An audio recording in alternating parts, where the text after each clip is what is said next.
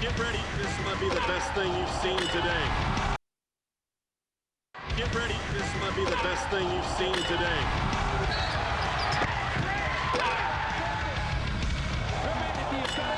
The rest of the day. I can't believe what I just saw. We got a ball game. We welcome you to Norfolk, Virginia for the start of bonus play in Conference USA, and what a way to get it going. The top two teams in the league collide today as Western Kentucky meets up with first place Old Dominion. And with that, we say hello and welcome to the TED alongside Danny Kleppinger. Mike Monaco on hand, and Danny, it doesn't get a whole lot better than this with the top two teams in Conference USA. No, we really lucked out in taking over this game and being able to call this game. Old Dominion featuring two tremendous guards, and then Western Kentucky featuring that big man inside. We've got a good matchup today. Yeah, let's dive right into our players to watch today. You mentioned it for Western Kentucky. They've got a post presence in Charles Bassey that few can match. Yeah, he's only 18 years old, and he is a bruiser. I've gotten the chance to watch him a few times. He gets positioned deep in the paint and has a great touch at the basket. He can take the contact and still finish. You know, he's capable of shooting a shot a little bit further out, just not his first look. He wants to get those deep inside the paint shots, those easy buckets, but he's also a big presence on the defensive end of the floor, a great shot blocker, and crashes the boards hard as well, averaging a double-double. And then Tavion Hollingsworth, he had 19 points the last time against ODU. He can hit the three, but he prefers the mid-range game. He has floaters and different ways to score around the rim, making him hard to guard. He prefers to go right, but he does have the ability to do both. He's also the team's best perimeter defender. Well, speaking of guys on the perimeter, Old Dominion has excellent veteran guards and some of the best scorers in this conference. Yes, starting with Ahmad Kaver. He is ODU's motor. If you expect your senior to be a leader, you've got him right here. He has scored double figures in 25 of 27 games this season. Just a consistent scorer and a great defender on the other end. And you know what? If you are open, he will get the basketball to you. Just a terrific passer, averaging 5 assists per game. The 1-2 punch of Kaver and BJ Stith is what makes this ODU team so dominant.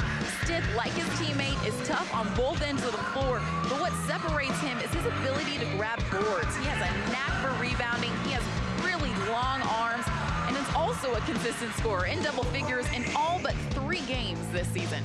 So we've got 4 of the very best players in Conference USA for this one. 1 versus 2 in front of an awesome crowd inside the Ted Constant Convocation Center. It all gets started right after this.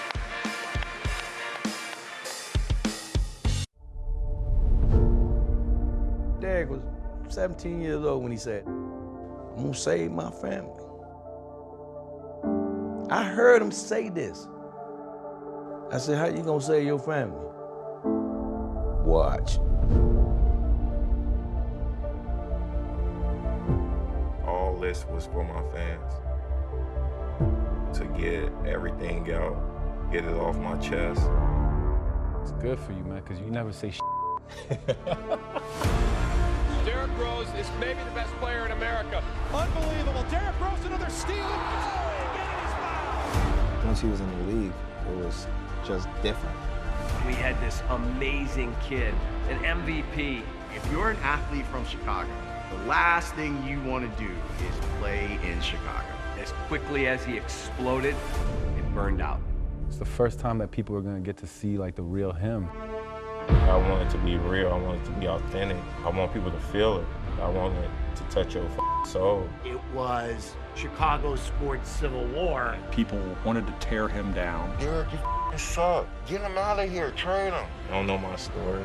I don't know where I came from. I don't know any of that. I always was saving my real answers for something bigger, and I feel like this is what I was saving it for. Too big, Too strong, too fast. too good. Derrick Rose.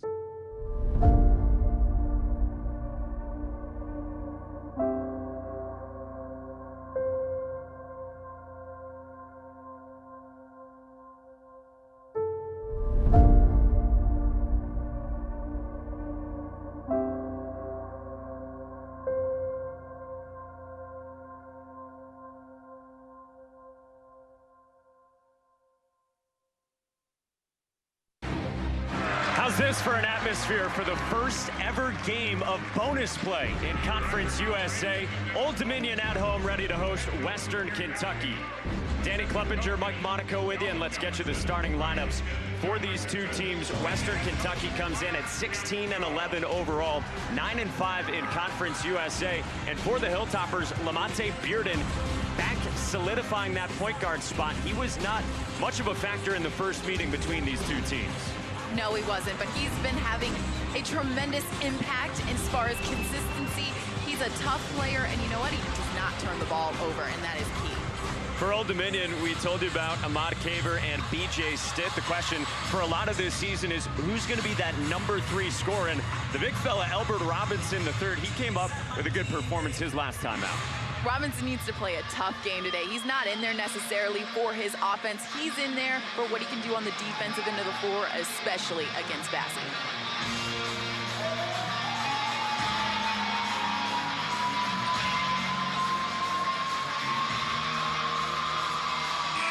Number 1, Old Dominion at home, 11-3 in Conference USA, the top seed in the top pod. And the Monarchs at home, ready to go for round 2 against Western Kentucky.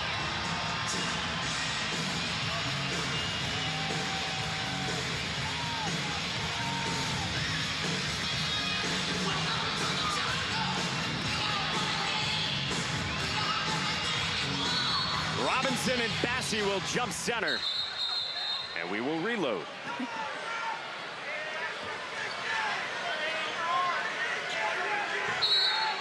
Second matchup between these two this season, second toss in the air. And both games here at the TED between these two. And the first time, of course, it was a 21-0 start to that game for Western Kentucky, but Old Dominion came back to win it 69-66. Yeah, Old Dominion is notorious for these slow starts, and it doesn't get much slower than getting buried 21-0. And I think that shocked them. I think the whole place here was shocked when that happened, but they were able to fight back, and that's what they do. They put themselves in some tough situations, but are able to fight back through it. We'll see if they can start off hot today. Well, it's a fast start for Charles Bassey with a jump shot, and then B.J. Stitt answers, the fifth-year senior who averages 18-7. Bassey, I talked a little bit about him at the open. He can take that mid-range shot. It's not his first look, but he is capable, and that's what's going to make him very dangerous at the next level. Just a freshman, you said it, he's 18 years old. He sets the ball screen for Josh Anderson. Now here is Bearden. He has his shot blocked by Ahmad Caver. Shot clock winding down. Jared Savage does not get the roll. So much pressure put on there by Caver. It's tough when your best scorer has to also play some solid defense, but he steps up to the challenge. On the inside, how about the finish from Robinson at 7'1". Put the pressure on Western Kentucky early, especially down low. Don't let Bassey determine whether you go inside or not. Go at him. And look, Robinson's not going to get many minutes. He only averages 8 minutes a game, but in limited action last time out here against Charlotte on Saturday, he had 9 points in 13 minutes. Stitt is slow to get up. He is hobbled, and Savage can't make him pay. Yeah, Stitt, he seems to be limping on that left side of the court right now. They're going to call a timeout to take a look at him.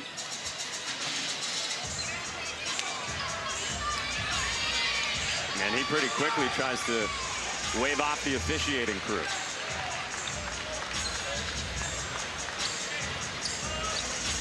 I can't tell if he's nursing an ankle or a thigh, just kind of a knee or a thigh situation. Doesn't affect the jump shot, apparently. Not at all. Maybe he just wanted to be a little more unassuming and just catch Western Kentucky by surprise there. Oh, he hits it 40% from beyond the arc, and he's got 5 for Old Dominion. I live in Hollywood. I think he's got a career. Bassey swirls one out, tries to follow it up, and Robinson clutches the rebound. Old Dominion's not going to often push tempo. They play at the slowest pace in Conference USA. Not often, but when Bassey is trailing play like that, I think that's when Old Dominion takes advantage of that and gets into the paint. Bearden, a rare turnover for how he's handled things recently.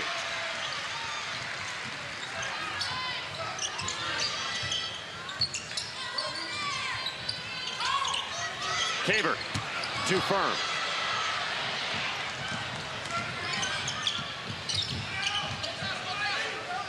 Tavion Hollingsworth short. And the shot's not falling early on for the Hilltoppers, who do maintain possession, much to the disagreement of Caver. Well, there's Rick Stansberry, who, of course, missed the 4 games. He had the back surgery last Friday. He returned to practice on Wednesday. He does have that stool on the sideline. He used that a little bit in practice this week, and just most importantly, it's great to see him back.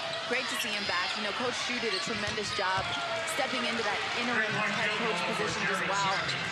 Coach nursed that back. Coach Stansberry nursed that back injury. I know you called the game with Western Kentucky. I did too with Coach Shu there. Really stepped in. He was obviously in good hands. The team was, but nice to see him back in there.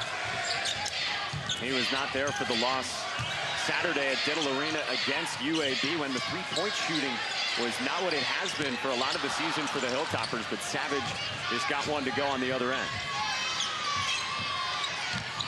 Here's Anderson, so athletic, but he was stripped by Carver. Caver lobs it up, too tall for Carver.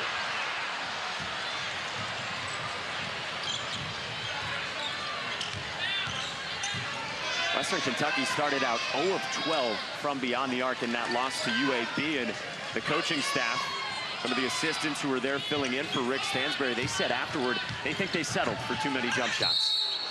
There's Bearden attacking and drawing a foul. Yeah, and if they continue to shoot the three-pointer, they've got such athletic guys on Western Kentucky. Attack the basket like we saw Bearden do right there. Well, BJ Stith was momentarily hobbled. He gets in, he gets the ball, and knocks down a triple. Fast start at the 10.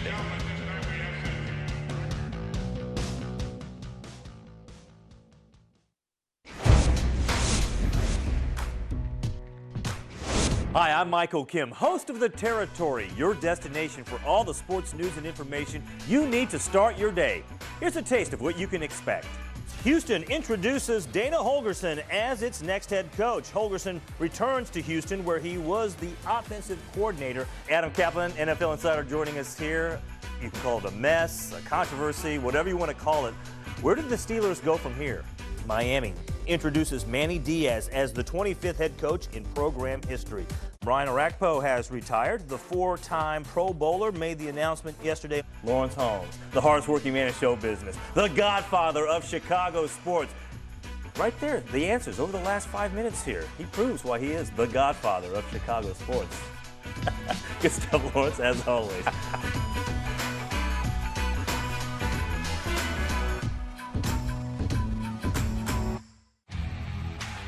We are stronger together. We push our teams to excel. In the classroom. On the court. In the community. Together we are committed and uplifting. Strong and uplifting. We are building the next generation. A generation with integrity. And we are doing it our way. Supporting one another. Working towards the same vision. Stronger together. This is the CUSA way. Jay Stitt has 5 already for Old Dominion, up 7-5 on Western Kentucky. Part of the great veteran group with he and Ahmad Caver and Rick Stansberry had so much praise for them this week. 2 guys who are steady and just not up and down with their play. Which is what you need out of your guard play, especially your guard leaders. If they are consistent night in and night out, that's what makes them dangerous, because you can't just pay attention to one, you have to pay attention to the other.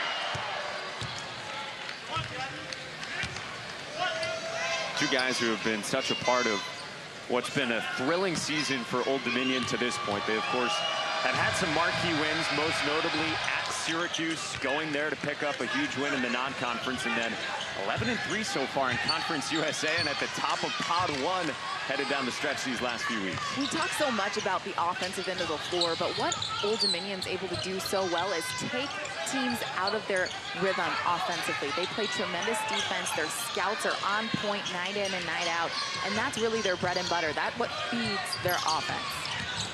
Caver with the draw and kick to get it to Xavier Green. Now the shot clock winding down for Green. He has to hoist. Back iron doesn't get the roll. Great defensive possession there by Western Kentucky, making them use the entire shot clock. Old Dominion likes to play slow, but good, solid defense there. Bassey is matched up on the block with Dejor Dickens, and Bassey scores around the 7-footer. So tremendous down there, Bassey. He's just so strong. He can finish when he gets up there. Missed his first one down low, but able to knock that one down. It's part of the beauty of Bassey. He's got 2 buckets so far. We saw an 18-footer or so to start things, and then just staying patient on the block. You know, and there's a lot of discussion. Will he go to the league right after his freshman season? Maybe. But what's going to make him so talented at the next level is if he can develop that outside game. If he can do both, be powerful inside and outside, that's a good look for any NBA team. Bearden coughed it up. Green will go to the free throw line. Good hustle back on defense there. You knew he was going to foul him. Made sure he can make the basket, which I think is what a lot of players get caught up in sometimes when you run on a fast break. You hit them kind of hard. You don't want to like throw them out of bounds, and they tend to make that shot. With him being such a good finisher around the rim, good thing to foul him and make him miss. The redshirt sophomore from Williamsburg, Virginia, about 50 minutes northwest of here. A couple subs for the Hilltoppers as Bassey and Savage get a blow. This is good for Xavier Green, for him to get some shots here at the free throw line. He's struggled a little bit offensively as of late, so maybe this will get him going. Yeah, it's how it works sometimes for a guy. You just see it go in, you get in a rhythm, get some confidence, and it builds from there. Right, getting to the free throw line, getting some easy shots, right? You've got some points in the scoreboard. Now you can just settle into the flow. Another turnover from Bearden, nearly. Would have been his 3rd so far. Guy's only coughed it up 7 times in his last 6 games coming in for the Hilltoppers. Hollingsworth doesn't use the ball screen, took the bump. Tolu Smith gives it up. Anderson does not get it off in time. That's the defense you talk about from Old Dominion. It was a great scout. I watched them this morning in shoot-around, talking specifically about Hollingsworth and how he doesn't like to use the screen and how he wants to go right, and that's exactly what happened. He refused that ball screen from Bassey, went right, and they cut him off. As they often do, Old Dominion once again first among Conference USA teams in defensive efficiency. So good under Jeff Jones. Green off the bounce, gives it up to Stiff, matched up with the athletic Anderson. Caver, a deep one. The tip not there for Stiff on the follow. Anderson's shooting from deep has improved from freshman to sophomore year, but known more for his driving. And the lid's still on the bucket for the Hilltoppers, just 3 of 12 from the floor. Yeah, that's what Anderson wants to do. He wants to get to the basket, and that's what Old Dominion was stressing in shoot-around. Don't let him get to the rim. Stiff comes up empty. The shot clock doesn't reset after the offensive rebound. Caver adjusts and draws a foul. Notice when Bassey takes a seat, that's when they attack the rim. He has such a presence on the court, so when he's out of the game, Old Dominion can take advantage of that. Get to the rim, cause some fouls, get to the free throw line. Get those rhythm shots that can get you into rhythm, get you going. Yeah, so Caver did attack, and he goes to the free throw line. Senior from Atlanta who averages 17 points, 4 rebounds, and 5 assists a game. Hasn't been a slow start here for Old Dominion. I'd say it was about an equal start. They probably learned their lesson the last time out. We talked about it. Western Kentucky off to a 21-0 lead. They were able to claw their way back in it.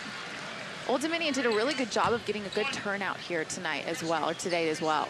It's an awesome atmosphere. They build it as a whiteout. They've been hyping it up throughout the week, and why wouldn't you when you've got 1 versus 2 to start out bonus play? Yeah, you mentioned that first matchup. Ahmad Caver made the point after that game. He remembers hearing some of the Western Kentucky players when it was 15-0 about 6 minutes into the game saying, let's put them away. And he said, well, I think we've taken their best shot to this point, and we have faith in our ability to bounce back. That's what's so special about this Old Dominion team. The fact that they're still sitting at the top of this conference, having been down and having had to face adversity and be able to claw their way back. You hear comments like that as a player, put them away. Heck no. You don't allow that to happen. That's more fuel to your fire. And it's part of the norm for the way Old Dominion season has gone with so many of the comeback victories. Hollingsworth snakes the screen and draws a foul on Stiff. Foul starts for the Monarchs, number 3, DJ Stiff. His first, team's third.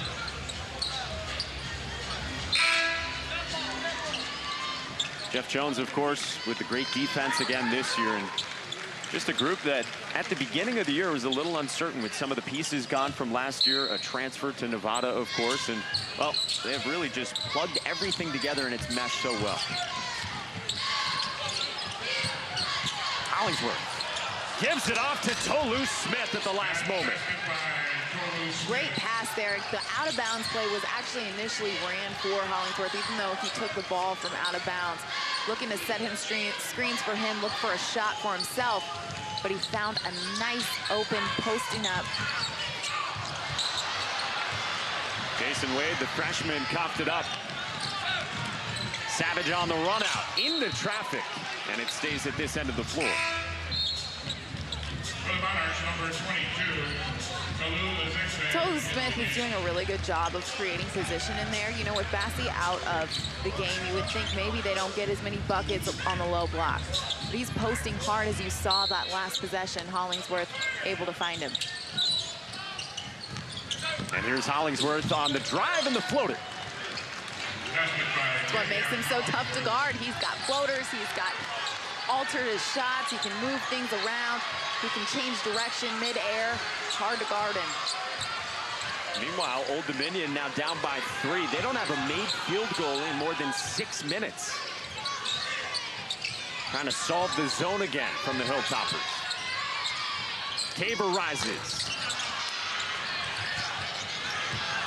And to pull Western Kentucky out of that zone, Western Kentucky likes to switch their defenses up. And against the zone, you want to get the ball into the middle of the floor. The fact that Bassey's not in there makes that a little bit more tough. So you've got to knock down a shot or two from the outside while they're in that zone to pull that defense out. Smith, the freshman, coughs it up. The Monarchs run. Wade off the window.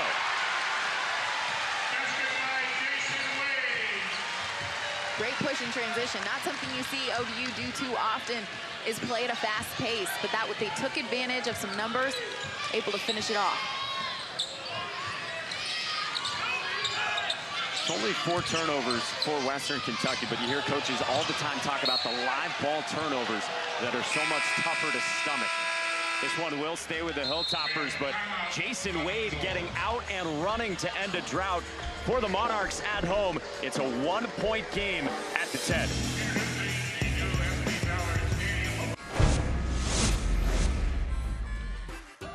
Hey, I'm Kristen Balboni, the host of Campus Insiders. We got you covered every weekday at 2:30 Eastern. We're telling you all the biggest news from the world of college sports. We're talking Big 12, ACC, Mountain West, Conference USA, and so much more. Take a look. We start things off with our football insider, Brett McMurphy, to break down all things CUSA. You know it's time for our favorite game. Great move, real smooth, gotta improve. Oh. We know that the Big 12 always produces good players, and we know the big names that are out there right now. But who is the guy that no one's talking about that's really good? Yeah, learn the name. He's only a sophomore, Tristan Clark. Well, it's time to welcome in our Hoops insider, Jeff Goodman. So, Jeff, you know, if we're talking Mountain West, we got to start with Nevada, of course. Now, to give us the scoop on everything in the college football world, it's time to welcome in our friend Matt Fortuna from The Athletic. Look at this.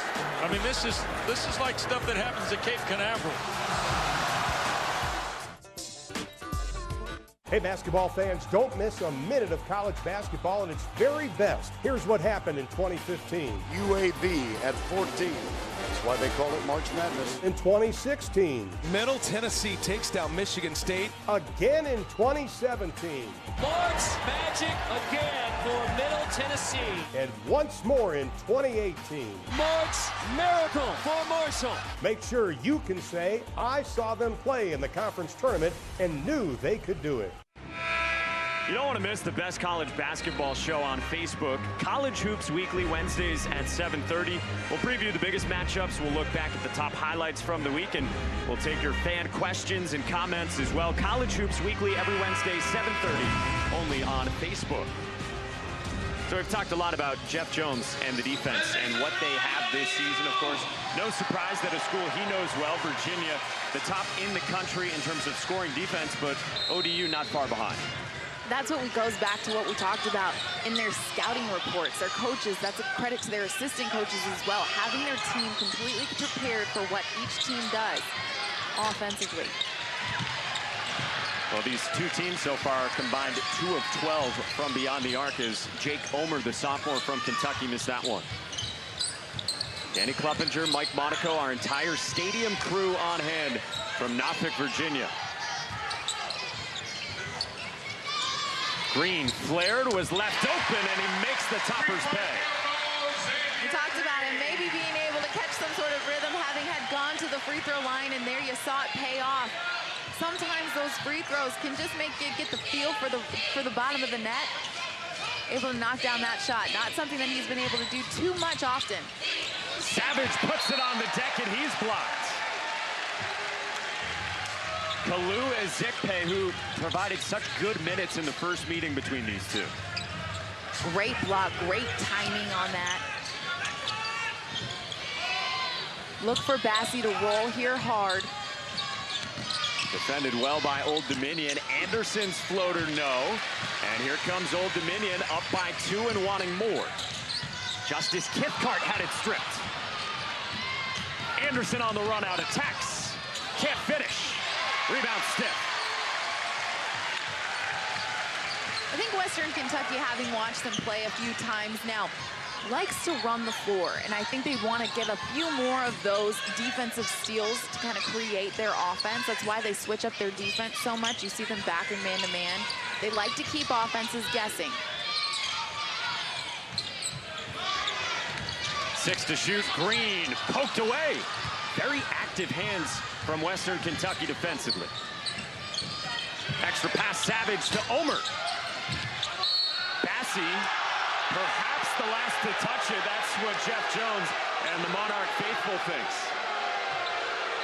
I might be with him on that one. I think that was off Bassey, but neither here nor there. They have a better viewpoint than we do from over here, so we got to go with the refs on that one.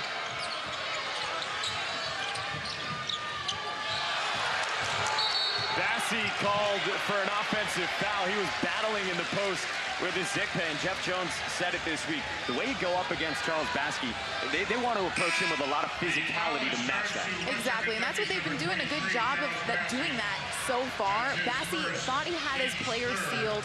He pushed him up the lane, which is what you want to do as a post player, to look for that lob, that easy basket, maybe catch the help defense off guard a little bit.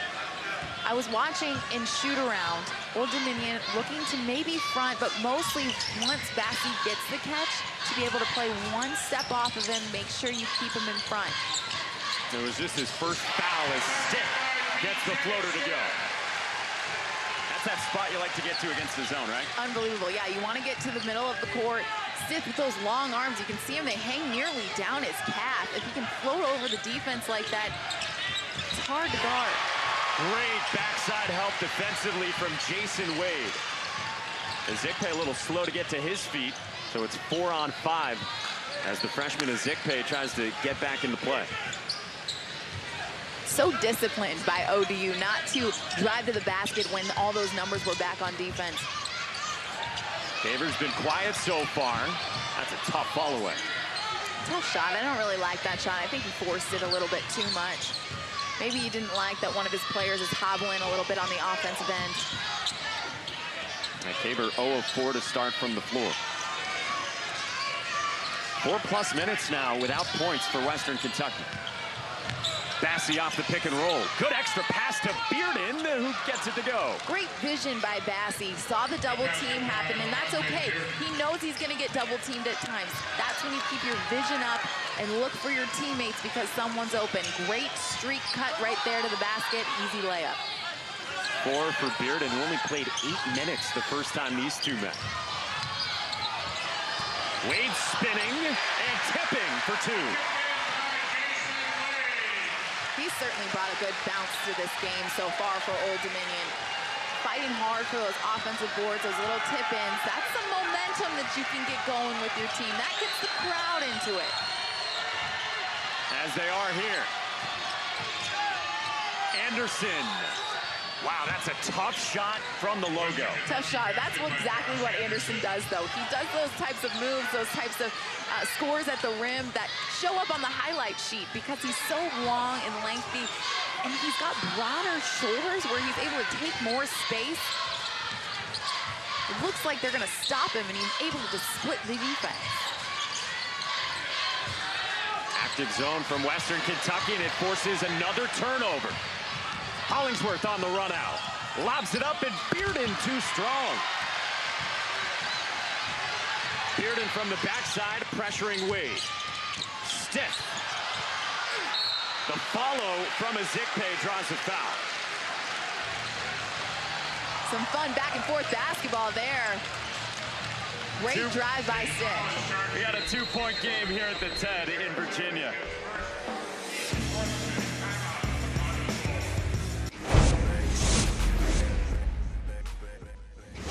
Oh, God. Someone throw me a bottle of Advil now.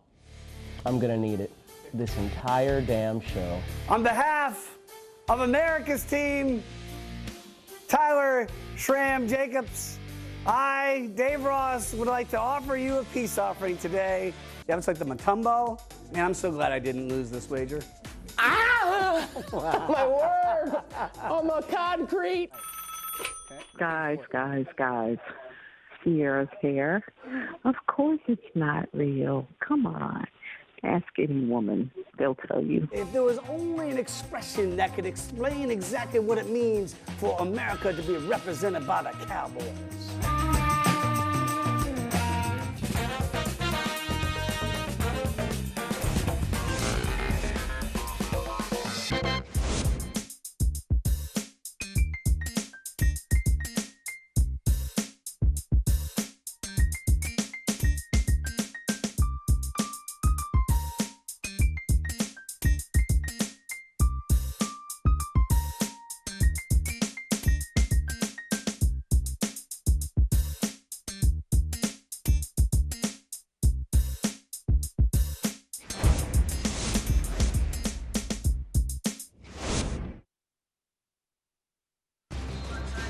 Might have heard there's a big guy, a freshman for Western Kentucky. Charles Bassey's been talked a lot about this season, and rightly so. He averages about 15 points, 10 rebounds, and 2.5 blocks a game. It's just his presence in there. He can finish at the rim, like you talked about in his blocking ability. That just affects the way offenses attack him. Great, solid defensive instincts, but then the way he can score the basketball, he's so strong down there, finishing with contact, and he knows double teams are going to come at him. He's a good decision maker. He doesn't rush things, and for someone that is as young as he is, to be able to have that maturity of a veteran and make sure you don't just throw the ball away when you're getting double teamed, that's what makes him so talented. And you can have exclusive access to the best matchups, stories, features when you subscribe to Stadium Plus.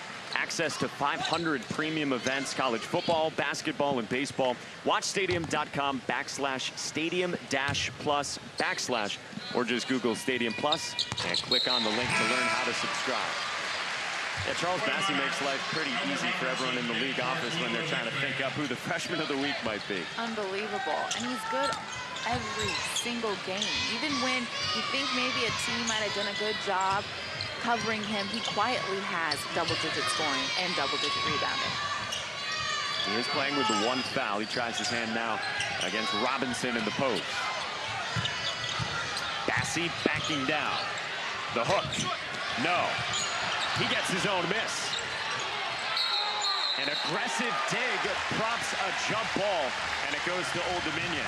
That's what Robinson is in there for, to match his physicality, to match Bassey's physicality down on the low block. Their bodies, they look similar if you see them walking next to each other right now. Very similar bodies. He's able to push him out, give him some physical defense that he's not used to seeing throughout this conference. been a slugfest of a first half so far.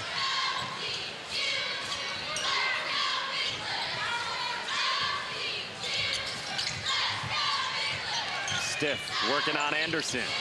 Way off target. Anderson affected it. Bassey blocks Wade. And it goes the way of Western Kentucky. Old Dominion seeming to force some shots here the past couple possessions. I'd like to see them take Robinson, come out on a ball screen, bring Bassey out of the paint a little bit, force him to decide, is he going to switch onto a guard, is he going to hedge out? That way it opens up the middle, especially when Western Kentucky is in that man-to-man. Yeah, you said it when Bassey went to the bench to get a breather earlier. That's when we saw Old Dominion attack the rim, and now perhaps settling because of his presence defensively. So weird. It's like a mental game, how he's down there, and it's like you know he's there, so you're kind of afraid to attack him, even though as a player you don't want to play afraid, but there's something to be said about a guy that blocks so many shots. Bassey on the offensive boards. He was matched up with Robinson. Green. Offensive foul. A patient call from the officials, not to the delight of Jeff Jones. It looked like the two officials were trying to make sure they were on the same page with that one. Both head nodded and agreed that it was a charge. I agree as well. He lowered his shoulder a little bit too deep, kind of got that push off with his off arm. Of course, there was a good little bit of acting in there to sell it, but he sold it. And how about the officials in harmony there, pausing, confirming? And I don't think they even did any sort of hand motions there. They were all just mentally across the gym, eye to eye. Hollingsworth was bottled up in the paint. Stiff pushes. Foot on the gas pedal. Bassey blocks another one. And then Savage gets to the loose ball and hits the floor.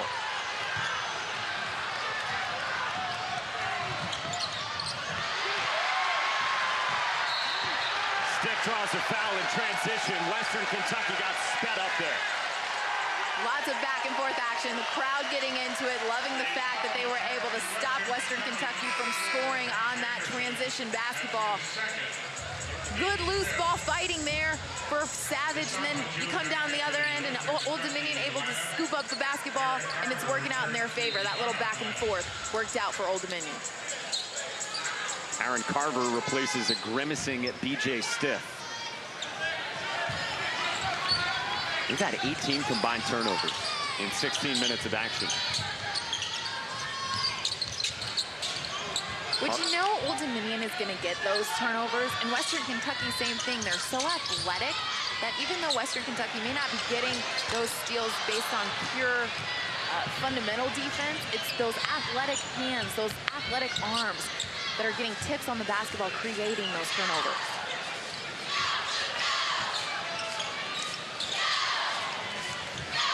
Mustafa Jun getting some first half run. He set the ball screen. 10 to shoot.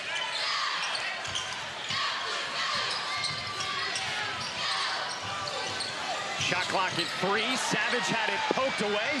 Wade applying that pressure, and another shot clock violation. How about the juice from the freshman? Unbelievable defense there. And you know what?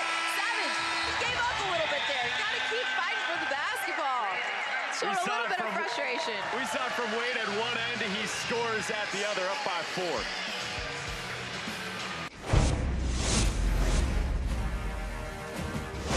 I'm Amina Smith, host of Emerge, where everything high school basketball and football lives. Here's a taste of what you can see every Monday through Friday at 2 p.m. Eastern right here on Stadium. Let's take you to the Bayou for a look at how the playoffs are shaping up down there. And for that, we bring in our insider, Lenny Van Gilder. Lenny, thanks so much for joining us.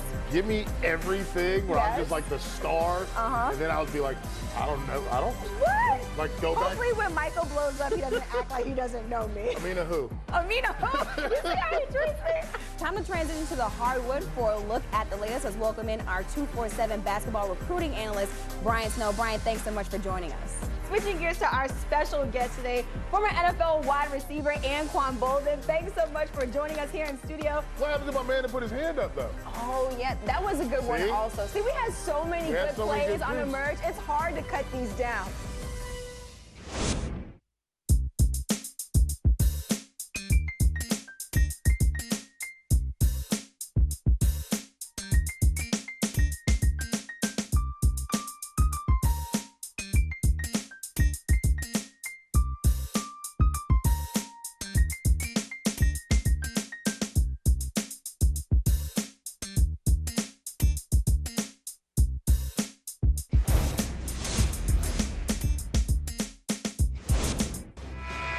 Hey, check out Stadium's Monday through Friday programming lineup. We started at 10 Eastern, our morning show called The Territory. Sauce and Shram is at noon, followed by our high school show, Emerge, at 2 p.m. Campus Insiders at 2:30, and then we wrap it up. We set you up for the night in sports with the Rally, Game Time in America at 6. Stadium, a new way to watch sports. Welcome to the game.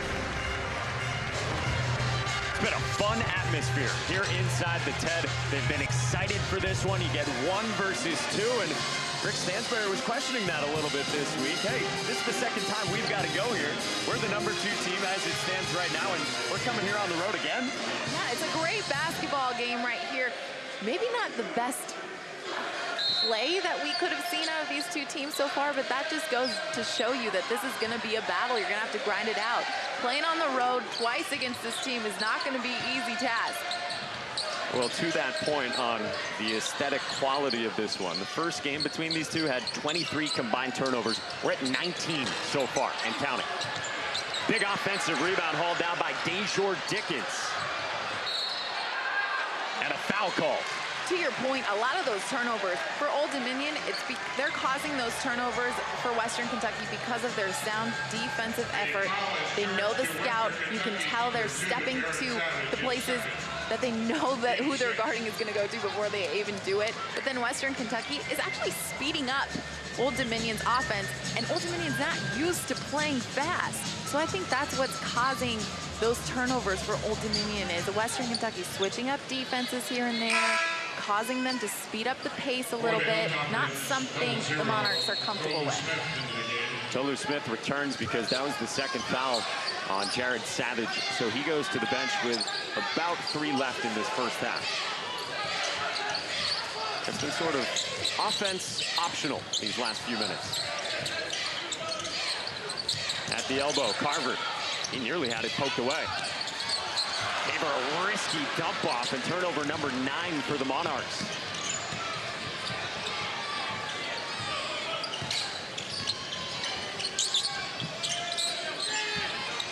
More turnovers than points for Ahmad Caver so far. Tolu Smith in this bigger lineup for Western Kentucky stops a scoring drought of about 4.5 minutes for the Toppers. Smith has been working hard all game long. When he gets in the post, he asked for it back. The first time he got it in there, didn't like what he saw. Then he reposted and was able to make a move.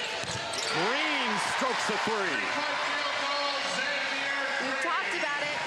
Who's going to be the third scorer? Because Caver is not scoring the basketball right now.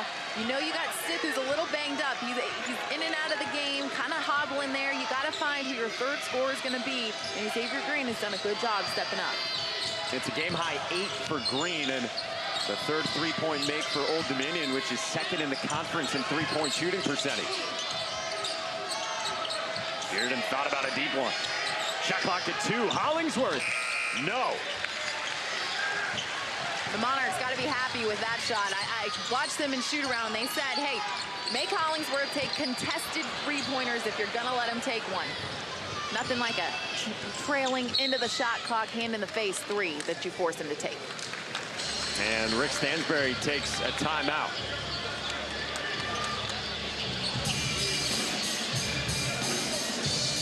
So just over a minute left in this first half, and what's been a low-scoring slog here. 24-19 is the ODU lead, and what's a really important game for both these teams. You know it's going to be the best of the best matching up in Pod 1 the rest of the way in bonus play, and we're going to see how this plays out for the first time this year. Yeah, and this is what makes these types of games exciting, is that they're playing against tougher competition, not knocking the lower half of the league, but that's why they put these games in place, to kind of increase that RPI, to increase the toughness of each schedule. And for these two teams to face each other once again, knowing what the first game looked like, then these two teams have grown so much since that first meeting. Different players have stepped up. You talked about Bearden for Western Kentucky being a lot more of a factor in this one. And then you talk about Old Dominion and the route that they've taken throughout this conference play to meet up right here under this bonus play type of action. It's special for fans. Some coaches may agree or disagree, but it is special for these teams to be able to get a chance to play in the tournament, because as a player, you know that's where you want to play, is in that NCAA tournament. Bassey draws a foul on the floor. Yeah, and Rick Stansbury was fairly outspoken, as he sometimes is, about the topic this week, and he said it's still going to be a one-bid league, the way we have things in Conference USA. However, the importance for both these teams is you want to get the 1 seed in the tournament, and also, if you're the regular season champs, you know you're going to at least the NIT. Right, and that's tough, because I played in a one-bid conference as well, the America East Conference. And it's frustrating, because I remember watching teams that would win the conference but would lose in the conference tournament, and they don't get to go. And they'd have a tremendous season, and then those upsets happen in the conference tournament, and you're not rewarded with the NCAA tournament bid, despite the fact that you played such a tremendous season. It's almost like, what was it for? So now getting the chance to be able to increase that RPI, get those looks at the NITs and things like that, that's helpful. That gives you something extra to play for. Stiff back in with the shot clock winding down, around and out. And back at this end of the floor, it'll stay with Old Dominion.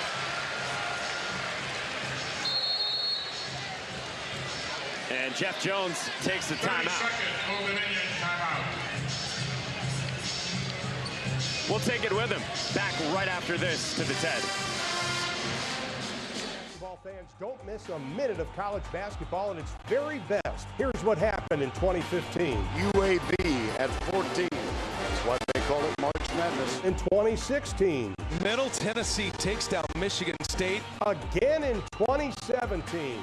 March Magic again for Middle Tennessee. And once more in 2018. March Miracle for Marshall. Make sure you can say, I saw them play in the conference tournament and knew they could do it. Well, 1 week ago at Diddle Arena, Western Kentucky was held to a season low for first half points. They only had 23 in that first half against UAB, and they've been quiet again against this stout ODU defense. And that's tough as a player, to be used to scoring more baskets than what you're seeing on the scoreboard. That's where you got to use halftime to your advantage. Be able to, not only do they now have their head coach back to be able to give that halftime speech and be able to re-pump them up, but they're going to need that halftime to just kind of get their feet underneath them again. Maybe they can get a steal here and create something on the offensive end that will get them that momentum going into the locker room. But when you're used to scoring a lot, and that hasn't happened back-to-back games, you start to get on your own heels a little bit.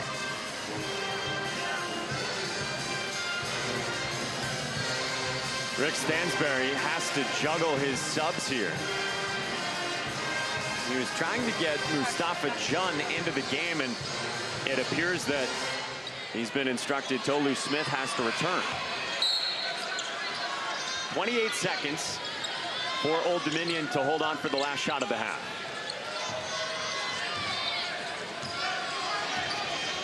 Just 30% shooting from the floor for the Monarchs, but despite that, a three-point lead.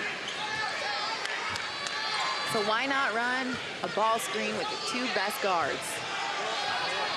You called for the ball screen earlier in the half. They got one. Now it's Wade driving on the baseline. Creates some space. The tip is there for Robinson. That's why Wade has been playing so well in this game. He's given him so much energy, and just getting the ball up on the basket like that to set up Robinson for the tip. Robinson's been doing a great job on the defensive end. He gets rewarded with an offensive bucket headed into halftime. It's lived up to it so far. Maybe lower scoring than we thought, but outstanding nonetheless. 1 versus 2. BJ Stith in first place, Old Dominion, against the Toppers on the road again here at a raucous environment in Nottingham.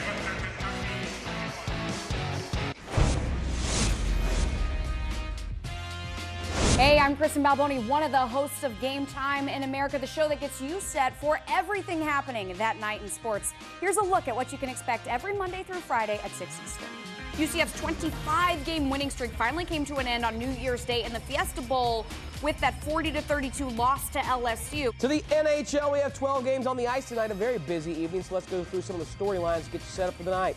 Good afternoon, I'm Brad Smith, and here are some top stories from Cheddar on Stadium. After more than 2 years of negotiating, the MLB and Cuba have struck a deal. Let's turn our attention now to the association and welcome in our NBA insider here at Stadium, Shams Charania. I'm bringing back Kentucky. I picked them to win it all. Wow. And I wanted to get rid of that after they lost by 100 to Duke. I was like, all right, can I have a mulligan? Yasiel Puig, Matt Kemp, Alex Wood, and Kyler Farmer are all going to Cincinnati in exchange for Homer Bailey and a pair of minor leaguers. Ladies and gentlemen, I'm the show Danny P. And I'm Kilo Pillow. Welcome to the Meta. Oh my God! Oh, you killed it! Every Friday night, we bring you news and notes from the world of esports and gaming, including scores, tournament updates, and in-depth analysis. We also bring you incredible guests and high-octane gameplay, all just for you. That's what that means, that they let all of them go. Holy pig! Watch what your brother is doing. There are two very, very simple things you can do. Hero ban, map ban. Yep. And that fixes all of us. Oh my God. Let's go. Yeah. Go Imagine him spinning in that cloak going, die, die, die. This is the Meta, airing every Friday night starting at 10 p.m. Eastern. Exclusively on twitch.tv/Stadium2. Let's take a look at who won this past week's Conference USA Player of the Week Awards, presented by Top of the World. After wrapping up traditional play last weekend in men's basketball, as we dive right into bonus play, let's see who took home the Men's Basketball Weekly Awards. For the first time this season, Louisiana Tech's Daquan Bracey is named the Player of the Week. The junior guard helped the Bulldogs remain undefeated at home this season, after scoring 20-plus points in back-to-back games against UTEP and UTSA. He started the weekend off by dropping a career-high 28 points while grabbing a career-tying 6 rebounds in the 71-57 win over the Miners. He then followed that up with a game-high 23 points and a team-high 4 assists in the 72-67 win over the Roadrunners. He finished the weekend averaging 25.5 points, 3.5 boards, and 3.5 assists, while shooting an impressive 61.5% from the field. And to no surprise for the 4th straight week and 8th time this season, Charles Bassey from WKU is awarded the Freshman of the Week honor. This week, the freshman center wins the award after averaging 18 points, 8.5 rebounds, and 3.5 blocks, while shooting 66.7% from the field. Bassey tallied 13 points, 7 rebounds, and 4 blocks in Thursday's 71-63 win over Middle Tennessee, then recorded his 13th double-double of the season against UAB, scoring 23 points in addition to grabbing 10 boards. In Saturday's contest against the Blazers, he tied his career high for made field goals, finishing the game shooting an impressive 10 of 13 from the field. With less than a month until the 2019 Air Force Reserve Conference USA Basketball Championships, presented by Baylor Scott & White Sports Performance Center at the Star, let's see who takes home the Women's Basketball Weekly Awards after their performances this past weekend. Deanna Kuzmanik from UAB wins her 2nd Player of the Week award of the season after back-to-back double-digit scoring performances this weekend. The senior guard, who averaged 18.5 points and 7 rebounds in the wins over Marshall and WKU, netted a game-high 20 points against the Thundering Herd on Thursday, followed by 17 points in Saturday's win over the Lady Toppers. In both games, she drained 3 shots from the long range, marking a season high. In addition to her scoring output, she fell just shy of a double-double against Marshall, grabbing 9 boards, then grabbed 5 against WKU. And North Texas's Charlene Shepard wins her first Freshman of the Week honor after her performance against FIU on Saturday. The freshman forward scored a career-high 16 points and pulled down a game-high 7 rebounds in the 75-50 win over the Panthers. Prior to that in the week, she scored 4 points and dished out a career-best 3 assists against Florida Atlantic. And make sure to tune into our Conference USA Facebook page every Monday at 3 p.m. Central for our live Player of the Week announcement presented by Top of the World. For Conference USA, I'm Maddie Morris. Derek was 17 years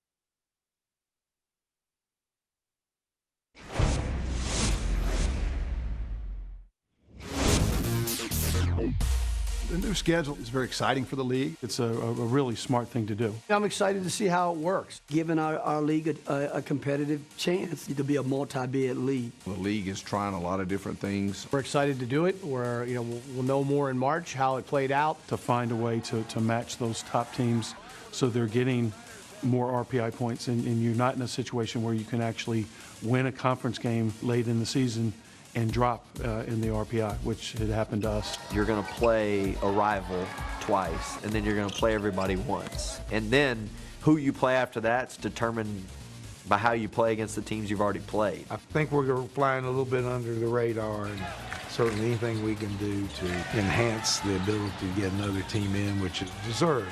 We'll see. It's gotten a lot of national press for being unique, and it gives us a great opportunity to have some marquee games in the end of the season, create a lot of interest both with our own fan base, with also the national consciousness of what's happening in March Madness. We've had 4 straight years where we've advanced in the NCAA tournament, and we're trying to continue that. It keeps the end of the season fresh, where you don't know who you're going to be playing. There's some newness to it, and then also if you're one of the top pods, it gives you a chance to play more games that can get you the quad 1 or quad 2 victories, what the NCAA is looking for. I like it because it's unique, and I think our league needs to be unique. I think it'll be very, very exciting for fans and players and everybody that's following college basketball. I think it's a win-win for the entire league.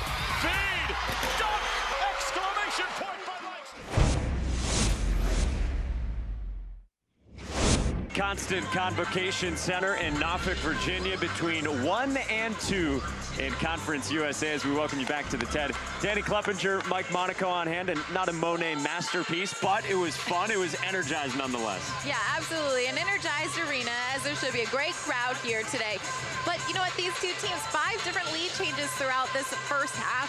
I'm curious to see how they come out. Turnovers a story on both sides, and some of the stars that we started the day talking about, wondering how much they might produce in the second half as well. Charles Bassey got going early, but he just had the 4 early points. He's got 4 turnovers as well. Yeah, they're trying to get him involved. He's doing a good job of getting the ball in the low post, but Robinson really doing a good job guarding him down there as well. Robinson has helped out on the side for Old Dominion. He's got 4 points, and for Western Kentucky, much like their game last Saturday as well, they haven't been able to get it going from beyond the arc with the 3-point shooting. 0 of 12 in the first half last time, and then so far today, 1 of 7 from deep. Yeah, and a lot has to do with how well Old Dominion plays defense. They really know the scout. You can see Western Kentucky using a lot of the clock, and a lot of that is because of the fact that everything that they're trying to do on offense is being stuck. Old Dominion offensively, of course, has 2 veterans who can score it with the best of them in this conference. Stith has 7.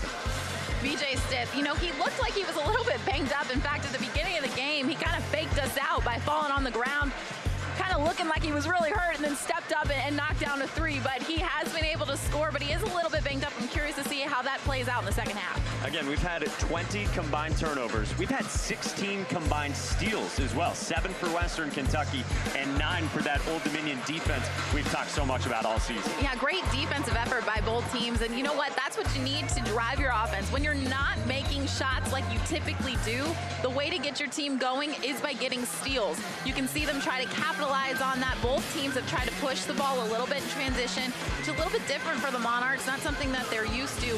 But when you can get that momentum from your steals and carry it into your offense, that's what sometimes can get your team going. So it's halftime here in Norfolk, Virginia. It's a 5-point ODU lead.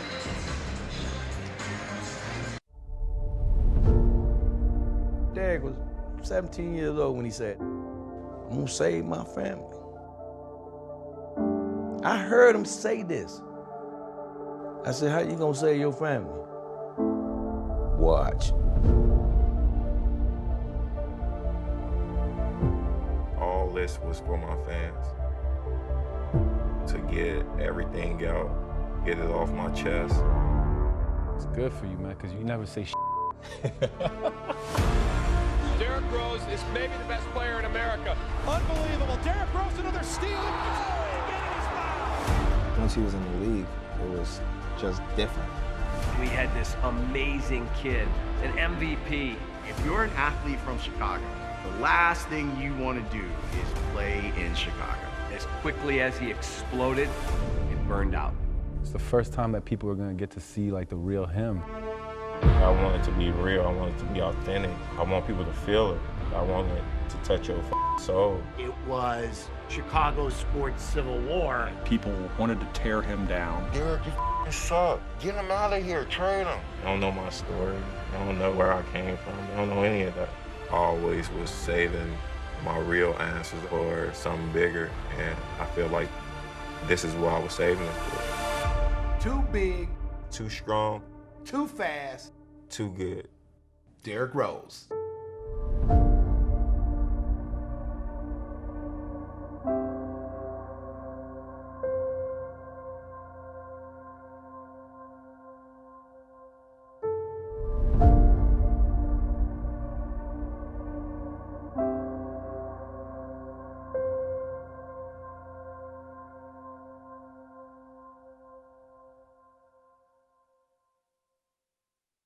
It's been a great atmosphere inside the Tag for the Whiteout between Western Kentucky and Old Dominion. Danny Kluppinger, Mike Monaco back with you.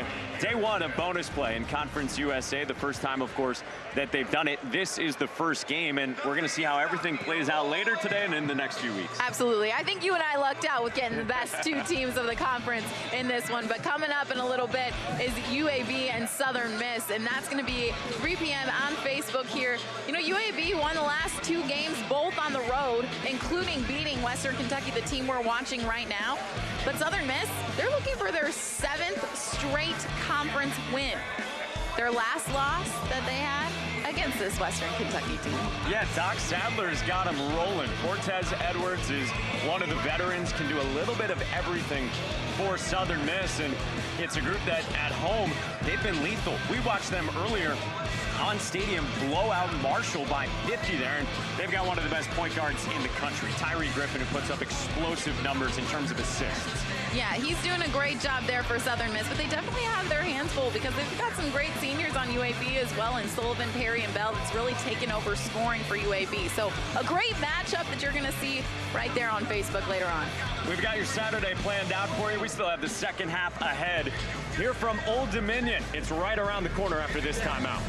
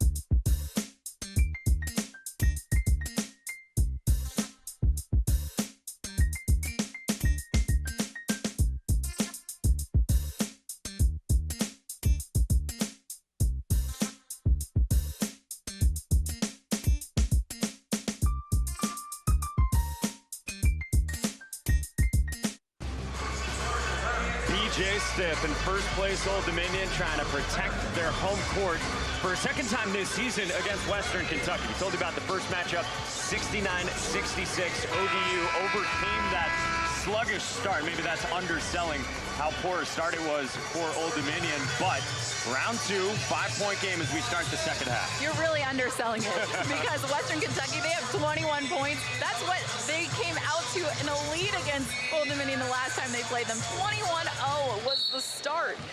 They were able to hold Western Kentucky to 21 points in the first half. I'd say that was quite the turnaround from the first time these two teams played. And they met 3 times last year, of course, and Western Kentucky took all 3, including in the Conference USA tournament. So right out of the gates, Josh Anderson with just his second bucket to make it a 3-point game. I'd like to see Josh Anderson turn it up a little bit. He's one of those players that can get to the rim at ease and can finish. He's one of those players also that can kind of take that pressure off of Bassey. If you have to pay attention to him from a 4-man position, you can get some maybe good looks inside for Bassey once they start paying attention to Anderson. How about the hands and the hustle from Jared Savage, a guy that Rick Stansberry just raves about, not just for his production, but for the intangibles he brings. He's a hustler. Watched him play a few times now, and he's always on the floor diving for loose balls. He can also knock down the 3. He hasn't really gotten the opportunity today so far. That was a low pass to handle for Bassey on the pick and roll from Bearden. And a foul in the post with 9 left on the shot clock. Bails out the Hilltop. We've talked all day about how good Western Kentucky has done defensively, just with those tips. And Savage just fighting for the ball, getting on the floor, sacrificing your body. Those are things you can't teach. That's something that's in you. That's heart. Right, and we should be talking about Old Dominion's defense, but it's just the hands, like you said, that stand out for Western Kentucky defensively. And it's interesting because when I played, that was a way to get our defense going. We had some athletic guards. I was not one of the athletic guards. I was more one of those fundamental players. But we used to count tips on the sideline, and we had to get a certain number of tips on the basketball because whether you actually got the steal or not, just a tip makes the offense kind of question where they're going with the basketball. That was the second foul on B.J. Stiff. There's a lot of talent evaluators at the NBA level as well, and they say that that's something that translates from college to pros, the number of deflections a guy gets defensively and how active he or she is. Absolutely, because that just causes the offense to second-guess themselves, and that's kind of taking a little shred of confidence from the offense. And if you can peel that away, that's what you want. You don't see too much defense in the NBA, period. So the fact that you can get some touches is a big deal. Anderson was getting a lot of contact with Stiff up on the perimeter. There's a 3 for Green over the top of Savage, and how about his production? You know what, I've given us credit for that one, because remember when he was at the free throw line in the first half, we were wondering if that was going to get him going. It certainly did. He's been playing outstanding as far as his shot selection and his being able to knock it down. Backcourt violation on Western Kentucky. Turnover number 12 for Rick Stansberry's team. Violation, it'll be Old Dominion basketball. Xavier Green, they're kind of looking at him as possibly being that third scorer for ODU, and he's done a good job stepping up. Wade has also played really well, but got to give credit to Green, knocking down shots with someone in your face. Well, Monarchs fans will remember, of course, how good he was at the Carrier Dome. 15 points, drilled 3 triples. Stitt spots up. He and Caver have not had their shots going from deep. Anderson drives and he blocks. Look out. Do you know how high Caver had to get to knock that ball out of bounds? Look at this. Watch him leap. 2 feet on the ground, jumping straight up in the air, able to block a guy. Not only has height on him, but block the guy's shot at the height of the shot. Impressive defense there. That is 6'2" Ahmad Caver, putting every stadium cameraman on notice, too. That ball was coming right at the baseline. The bounce feed for Robinson. ODU is attacking the boards, and they draw a foul. Hard work from Aaron Carver. A lot of people could stare at the fact that Robinson missed that layup. Maybe you get frustrated with him, the fact that he missed such a chippy basket. But sometimes all it takes is for someone to get the ball up on the rim. When you're such a good rebounding team, if you can go fight for those rebounds, sometimes, you know, it's just getting the ball up there that creates some offense.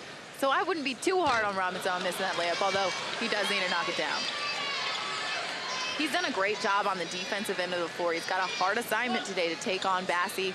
He's done a good job holding Bassey down, getting Bassey a little bit frustrated. And on the offensive end, he's gotten some good looks. He missed that layup, but it was him putting the ball on the rim that created a shot for another player because they crashed the board so hard. Carver just 44% this season, and Old Dominion has struggled as a team from the free throw line. They bring up Bassey for the ball screen. He has knocked down some threes this year, like you said earlier. 5 to shoot. Anderson on the step through with the left hand, yes. Basket by Western Kentucky's Josh Anderson. Tied up at 29, just over 3 minutes into the second half.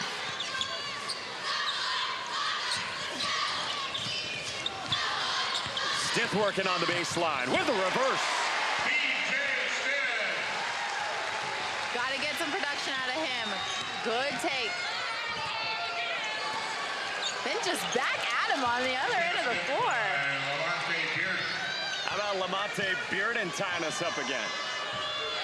Can you hear us? Because our board is out. Can't hear program. Green. He's got another.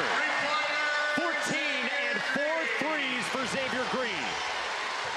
They needed him to step up, and this is the game to do it.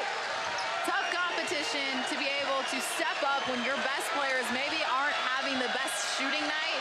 To be able to step up and score, huge deal for Green.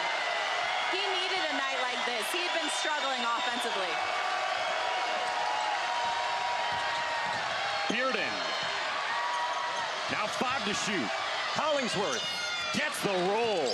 That quiets the crowd.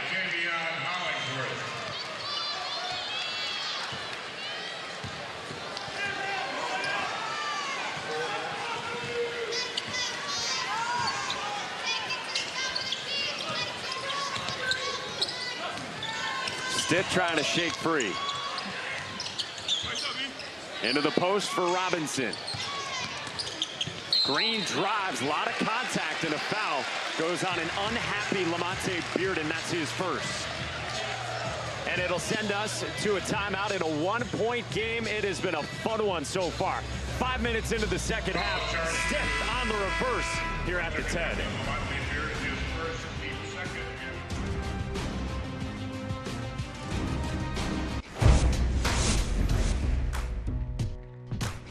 Hi, I'm Michael Kim, host of The Territory, your destination for all the sports news and information you need to start your day. Here's a taste of what you can expect. Houston introduces Dana Holgorsen as its next head coach. Holgorsen returns to Houston, where he was the offensive coordinator. Adam Kaplan, NFL Insider, joining us here. You can call it a mess, a controversy, whatever you want to call it. Where did the Steelers go from here? Miami introduces Manny Diaz as the 25th head coach in program history. Brian Orakpo has retired. The 4-time Pro Bowler made the announcement yesterday. Lawrence Holmes, the hardest working man in show business, the godfather of Chicago sports. Right there, the answers over the last 5 minutes here. He proves why he is the godfather of Chicago sports. Good stuff, Lawrence, as always.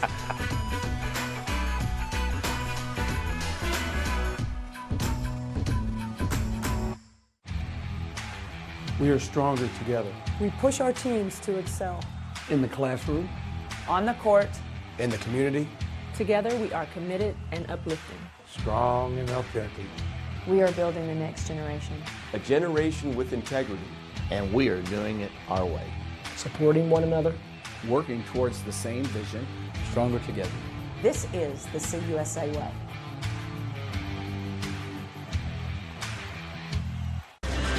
Xavier Green's from the northern part of the Hampton Roads area. He's in his 3rd season on campus.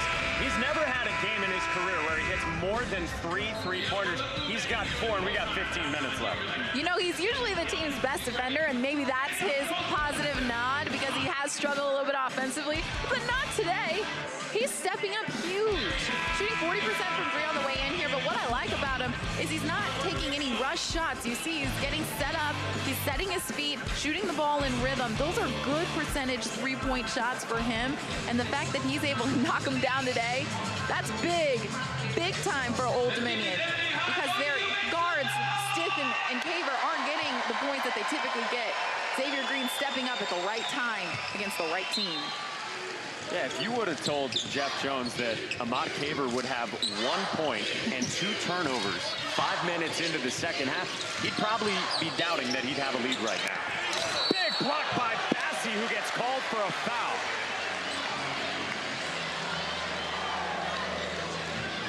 The Western Kentucky foul charge number 3. Check this out. He goes right at Bassey.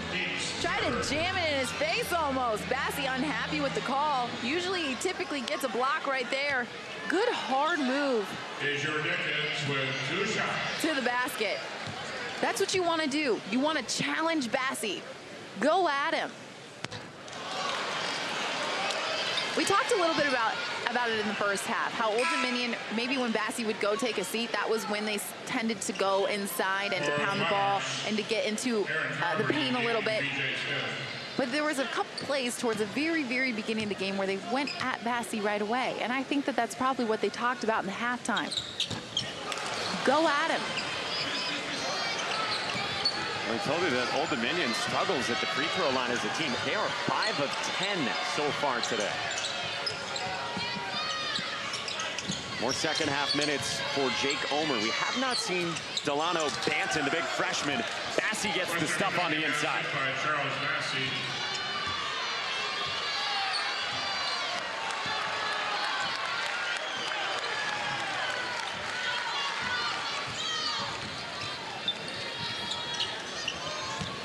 Carver, not known for his outside shooting. Now Green. Dickens faces up. Gets Bassey in the air. And Wade delivers again. Wade has just played outstanding. He's brought some outstanding minutes as well. I was looking at his halftime numbers. Not only is he scoring for this team, he's playing defense. He's got some steals. He's caused some 30-second violations on the defensive end of the floor. But on the offense, what a spark plug for this team. This time it's Carver who ripped it away. On the run out, Caver lays it in. Great series of events there for Old Dominion. Get to the rim, get those high percentage baskets. Got the crowd on their side now too. Savage can't sit him down. Foul on the floor as Bassey battled for the rebound, and he draws it on the Monarchs. It's a good thing that he was able to quiet this crowd down because they got pretty loud there with those couple back-to-back baskets for Old Dominion. Second foul on Dickens, and he exits. Robinson's back in the game for Major Dickens.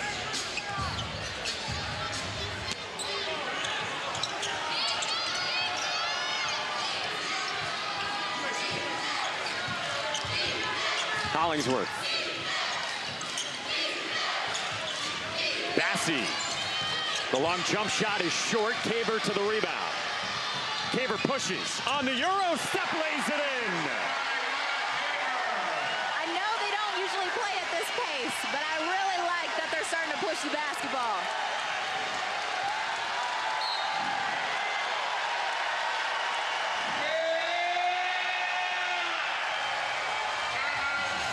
Old Dominion 10 fast break points so far in this one. This one, everybody's on their feet, and as they should be.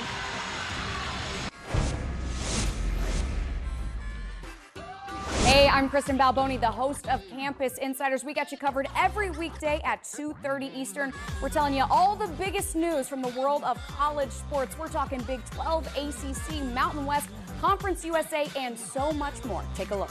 We start things off with our football insider, Brett McMurphy, to break down all things CUSA. You know it's time for our favorite game Great move, real smooth, gotta improve. Oh. We know that the Big 12 always produces good players, and we know the big names that are out there right now. But who is the guy that no one's talking about that's really good? Yeah, learn the name. He's only a sophomore, Tristan Clark. Well, it's time to welcome in our Hoops insider, Jeff Goodman. So, Jeff, you know, if we're talking Mountain West, we got to start with Nevada, of course. Now, to give us the scoop on everything in the college football world, it's time to welcome in our friend Matt Fortuna from The Athletic. Look at this. I mean, this is like stuff that happens at Cape Canaveral.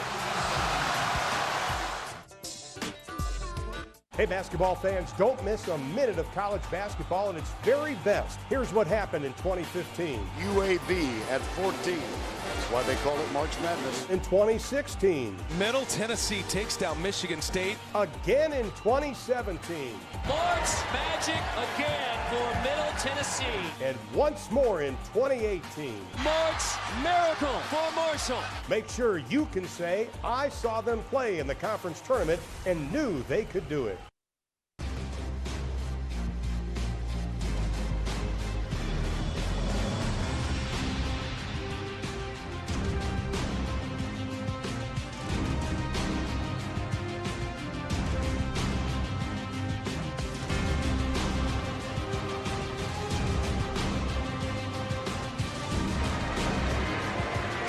To 35 is the Old Dominion lead on Western Kentucky.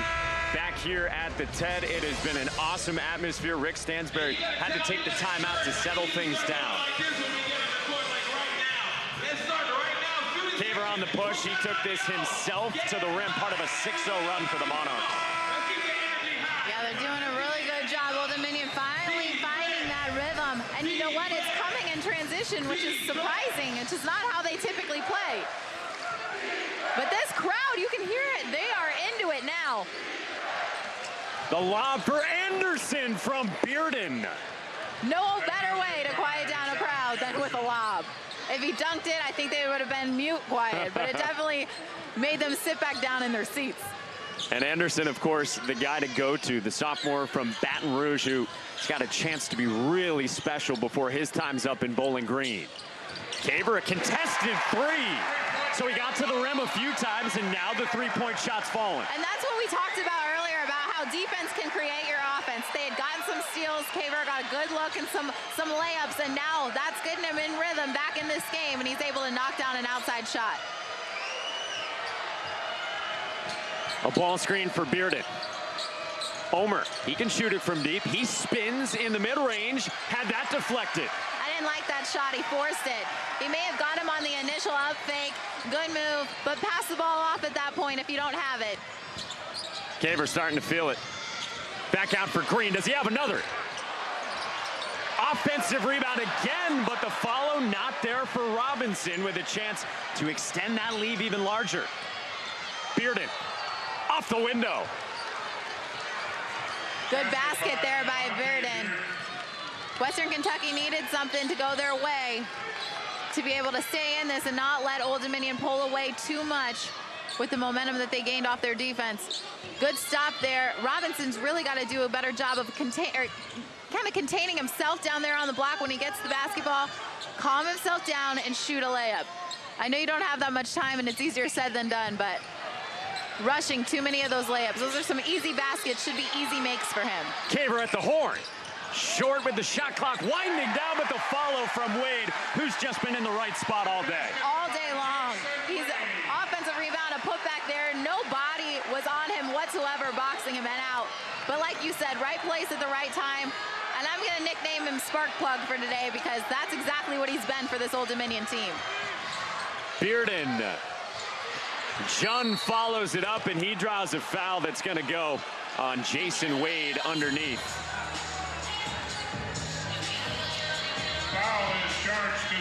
Old Dominion has stretched its lead as large as 6 on a few occasions, and now Ahmad Caver is starting to get rolling for ODU.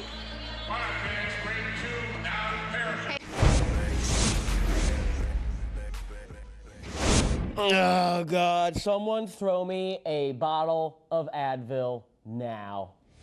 I'm going to need it this entire damn show. On behalf of America's team, Tyler Schramm Jacobs, I, Dave Ross, would like to offer you a peace offering today. Yeah, it's like the Matumbo. Man, I'm so glad I didn't lose this wager. Ah! My word! On the concrete! Guys. Sierra's hair. Of course it's not real. Come on.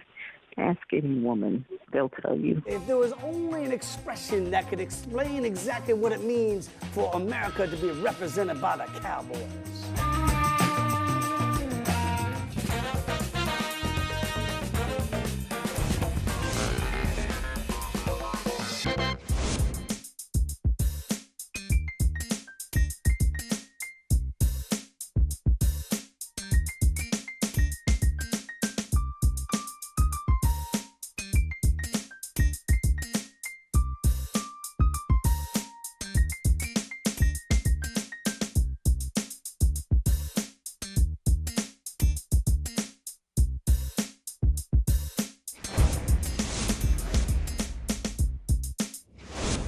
Virginia, awesome crowd on hand, so let's show you our fan of the game today, and you can choose from a lot of them because it's been that sort of atmosphere, but paint them up, they're on the war paint, we're ready to go. Yeah, I love that setup there. Mostly I want their glasses. Those look like Hollywood's type star glasses. The Mohawks are into it. It was a whiteout, so I think they may have missed the memo on wearing white, but they are decked out in some nice blue there. They went all out for this game. We'll let it go for the Ted Heads. It's been a raucous atmosphere. Second matchup between these two, both here at the Ted Constant Convocation Center. A 6-point game with 10:44 to go.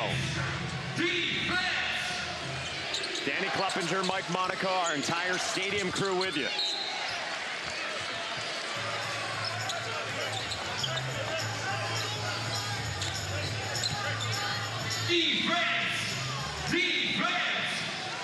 Tabor trying to make life difficult, guarding the inbound. Hollingsworth, contested shot as he falls to the floor. It was good defense, actually, by Old Dominion to force him to take that contested shot, but that's what Hollingsworth does so well. His elevation, he's able to shoot at the top of his jumper, which he already jumps pretty high, so it makes him that much longer to get that shot off. Back out for Kithcart. Wide right, and the rebound to Anderson. Savage, he answers as well. So Hollingsworth, Savage, couple jump shots. Western Kentucky within 2. And Savage is one of those guys that can get things going for Western Kentucky. He's got a great shot. He can knock it down from behind the arc as well. So maybe that shot will get him a couple extra baskets here coming up. Great scorer, though, Savage. Fouls on Mustafa Jung. Mustafa Jung, that's his second. Team's fourth.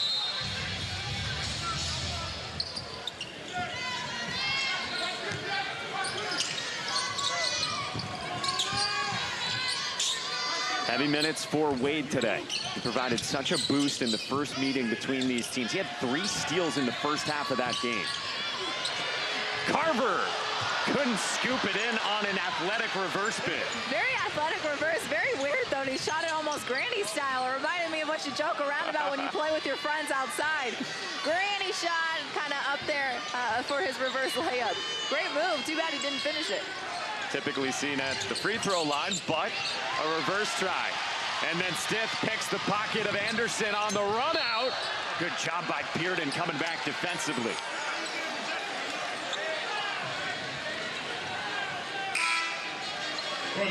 Very evenly matched group here, which is interesting because they are 2 very different styles of play, but it hasn't affected one team one way or another. Different lead changes throughout this game. Several back and forth scenarios. Stith, they like him on that baseline jumper. Foul here goes on Wade. So his aggressiveness gets the better of him this time. I actually like that foul.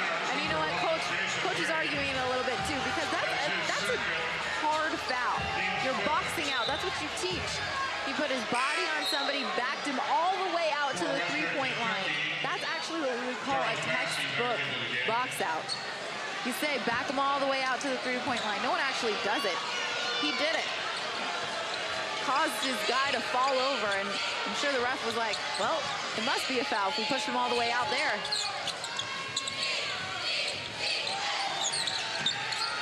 Charles Bassey is checked back in for the Toppers. Hollingsworth. Oh, he hangs in the air. He wanted a foul, too. So athletic. And like I talked about, he may not be all that tall. His hair might make him a little bit taller, but he does shoot at the top of his shot. So he's got that length over Caver, whoever he shoots over. That athletic jump on his jumper is what gets that shot off for him. So a 6-0 run for the Hilltoppers, and Old Dominion just one of its last 9 from the floor. Caver puts an end to it. He was scoreless in the first half, and he's now up to double figures with 10. That shot had some swagger on it.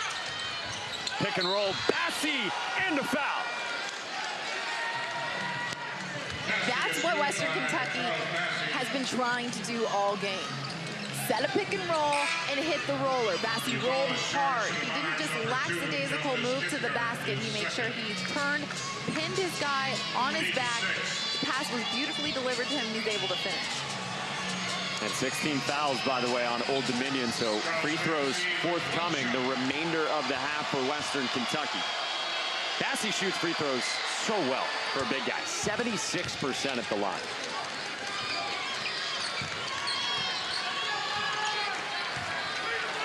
I'm readjusting in my seat. We've got a good one. It's a lead for Western Kentucky. They've only had the lead for about 3.5 minutes in this one. Off the pick and roll, Dickens brought the ball down. Hollingsworth got his hands in there. Green a step back. Yes!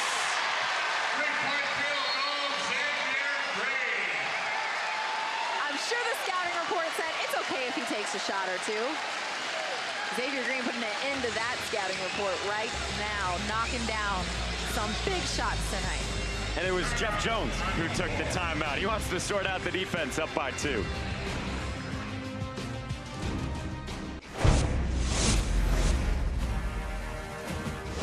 I'm Amina Smith, host of Emerge, where everything high school basketball and football lives. Here's a taste of what you can see every Monday through Friday at 2 p.m. Eastern right here on Stadium. Let's take you to the Bayou for a look at how the playoffs are shaping up down there. And for that, we bring in our insider, Lenny Van Gilder. Lenny, thanks so much for joining us.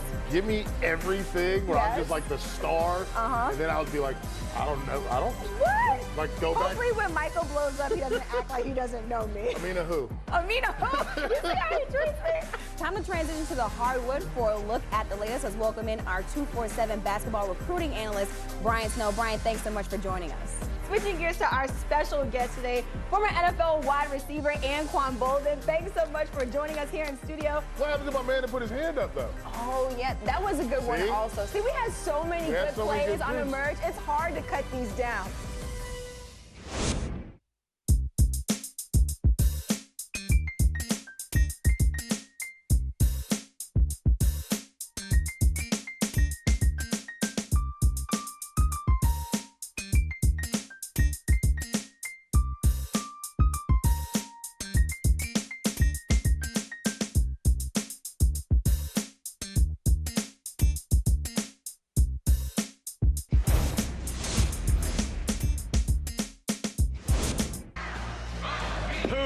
A Stadium original documentary, and it chronicles Derrick Rose's fight for his family at a very young age.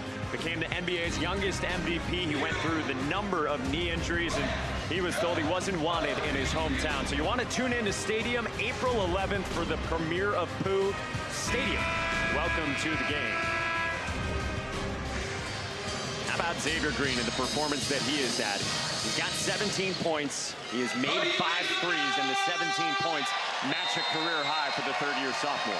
It's funny because I went around Old Dominion a little bit, asked different people that work with this team day in and day out about what this team's identity is, and they said over and over they've been looking for a third scorer. Multiple people said that to me when I walked into this building. I think they've found their third scorer. He's going to be a guy that is certainly counted on next year as well. Hollingsworth has supplied some offense for Western Kentucky in this second half, and he hobbles back a bit to the other end. Team high 14 for Tavion Hollingsworth, right at the average for the season for the sophomore from Lexington.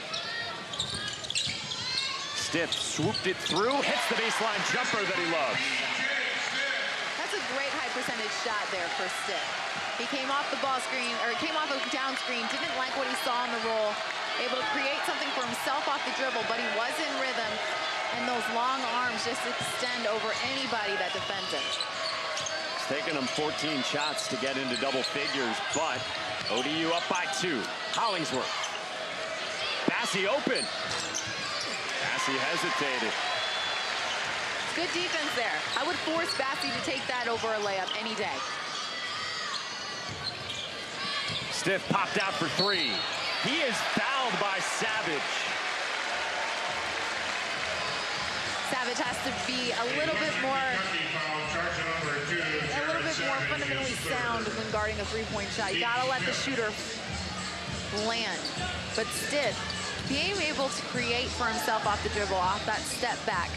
A lot of people will do that step back, but because they're so short and their arms aren't as long as this, they can't get that shot off because of the length of their defender. Stiff's a little bit of the opposite of that. He's got such long arms that when he creates that space, he's able to shoot over that defender's hand. And he's also the best free throw shooter on a team that does not do it well from the line. And the Ted heads for the chance to see this lead go up to 2 possessions. Rolls off. Stiff 84% at the line this year. Anderson returns. Josh Anderson back into the Hilltop. Yeah, when you're guarding a three-point shooter, that's what I was saying earlier. You just have to stay disciplined and let them land. Savage did a good idea. You always want to make sure you hit a shooter after they shoot it and land to make sure they don't get their own rebound, but you still got to let them land after they take that shot. That's a big point of emphasis from the officials across the country.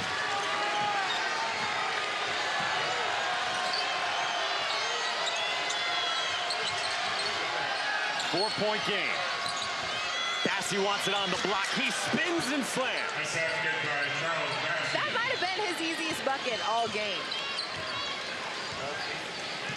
And then for a guy who turned it over 4 times in the first half, he has protected the ball a lot better in this second half. Quick ball movement. Stiff drills one. Great catch and shoot there by Stiff. It's those rhythm three-pointers that can get your shot going. He comes off, makes a nice little cut, catches the ball in rhythm. Good pass right to the numbers, right to his shooting hand. Knocks it down. Active hands from Tabor. Bearden drives, goes right up, and Dickens blocks it. And then he fouls Josh Anderson. We'll take a look at this Bassey basket. Great ball reversal, which causes Bassey to be able to get a good post-up position, turn and score. He got him on his back. And then Stiff, just a great catch and shoot in rhythm, getting the crowd on their feet after that one. Anderson 69% at the line this year, an improvement from when he was sub-60 last year as a freshman. What was so great about that basket with Bassey is it was set up by his teammates with that skip pass. Sometimes when you're trying to fight it in on the ball side of the ball, you're just staring at it, and the defense knows exactly where you're trying to go. Once you get that skip pass, cause the defense to move, you can catch them on their toes, and Bassey does a great job of sealing his player inside, putting up his offhand, and able to spin and dunk it. Well, so Danny, for a second straight game, Western Kentucky has not been able to shoot it well from 3. So we have seen Hollingsworth and Bearden driving. That has generated some offense. Does Bassey need more touches, though? Absolutely. I think they need to figure out better ways to get him the ball. We've seen him catch the ball at his ankles at times. You got to make sure you deliver the post pass directly to their numbers. Just the second 3 today for Western Kentucky, and Hollingsworth supplies it. He dialed 1, 2, 3, call me. I liked that. Sometimes you need a little swagger in a game like this. Some people don't like showboating, but you know what? When it's close like this and each basket has had to be earned, why not talk with a little swagger? Yeah, there's no shortage of it from Diddle Arena down here to the Ted. Stiff lost it. Boy, Anderson's been all over the deck. He took a hard fall the last time at this end of the floor, still went for that loose ball. Bearden got a couple guys in the air, and he draws a foul. Great patience from Lamonte Bearden. A lot of patience there, and he's really lucked out with getting that foul call. I like his aggression going to the basket. He did it on the possession before as well, but he is getting into the land of the Giants. And sometimes you can't teach height to someone that's as small as Bearden is in comparison to those big men down there for ODU. A lot of hands straight up. I'd like to see him ball fake once he gets into the post and maybe dump off the basket, because Bassey's one of those guys that can finish above that height. Robinson has played a season high in minutes today, but he just picked up his 3rd foul, so he leaves for a fellow 7-footer in Dejor Dickens. Bearden 74%. And we remain tied. 1 and 2 in Conference USA at the start of bonus play.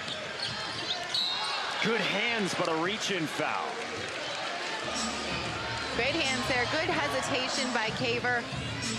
Didn't like what he saw initially. Kind of did a little bit of change of pace there with his stutter step on his dribble. Almost turned it over, but got bailed out with a reach-in foul. And I think that's the most efficient tape job I've seen. Bearden committed the foul, and he didn't break stride. He went right to the bench. That's like a NASCAR pit crew. It's a very interesting, he must be bleeding, and they're probably trying to make sure that that blood doesn't get on the court. Caver tried to sell that the foul was shooting. I thought for sure it was on the floor, and Rick Stansberry wants an explanation because that... Hey, I'm Kristen Balboni, one of the hosts of Game Time in America, the show that gets you set for everything happening that night in sports. Here's a look at what you can expect every Monday through Friday at 6 Eastern. UCF's 25-game winning streak finally came to an end on New Year's Day in the Fiesta Bowl with that 40-32 loss to LSU. To the NHL, we have 12 games on the ice tonight, a very busy evening, so let's go through some of the storylines to get you set up for the night. Good afternoon, I'm Brad Smith, and here's some top stories from Cheddar on Stadium. After more than 2 years of negotiating, the MLB and Cuba have struck a deal. Let's turn our attention now to the... He really was trying to shoot that basketball, because immediately after the foul happened, he walked straight to the free throw line. So it was like everybody else, he knew that it was a shooting foul.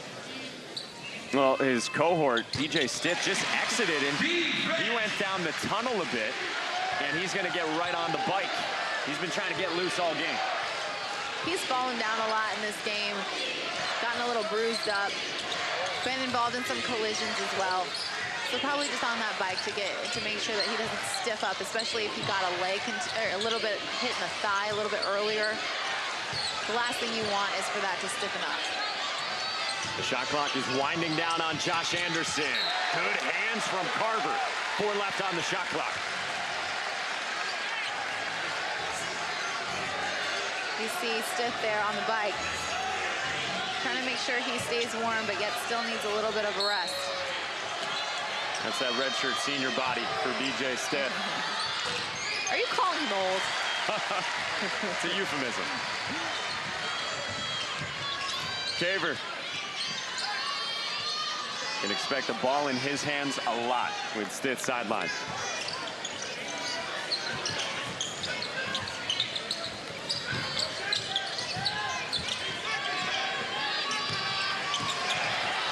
Savage poked it away from Way. Hollingsworth running.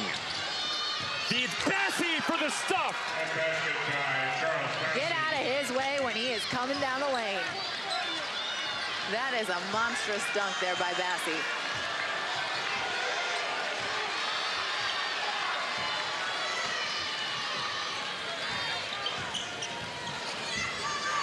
And Stitt getting ready to come back in. Green on a career day for the redshirt sophomore. No. Bassey attacked the rebound. Bearden ahead of the pack to Hollingsworth. Good decision-making right there by Western Kentucky to settle it. I was not too thrilled with the Bearden pass to Hollingsworth with that much traffic in the center of the lane. Hollingsworth, you got to get out wide and run the floor wide and then cut in towards the basket once he hit about the three-point line, but he ran right down the middle of the floor. That makes it a tough throw-ahead pass. Good decision to pull it back out. Bearden lost the handle. Caver on the run out. Lays it in and out. And then a foul. Oh, Well, that was the way the first half went for Caver. He had flipped the script in the second half, but Charles Bassey and Western Kentucky still hang on to this 1-point lead on the road in enemy territory.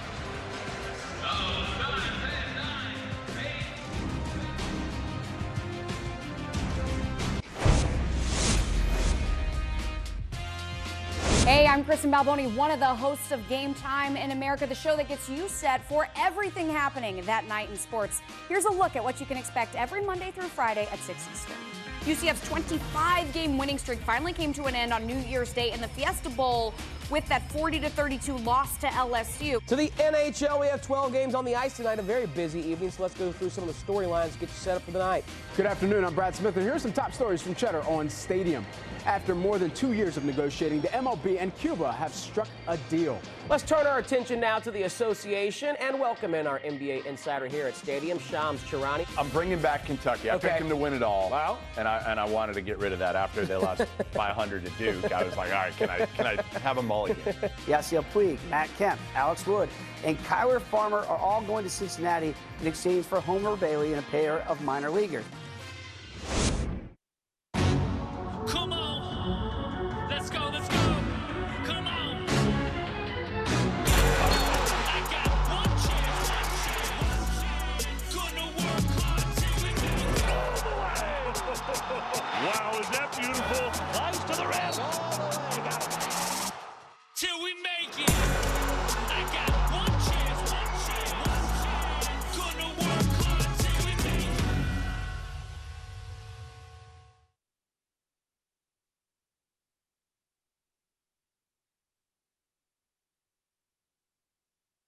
Coming up tonight, 9 p.m. only on WatchStadium.com. Danny Clevenger, Mike Monaco, our entire stadium crew with you from the TED today. You got 1 versus 2, and after what was a really sluggish and sloppy first half, this second half had more scoring. We've had the lead changes we expected to see. Yeah, a lot more momentum from each team. Each team has been able to go on separate runs. Western Kentucky doing a really good job of getting the ball into Bassey, because when he does touch the basketball, good things happen. Hollingsworth playing tremendous here in the second half as well. Anderson's been diving on the floor. And then for ODU, finding different guys to contribute in this one.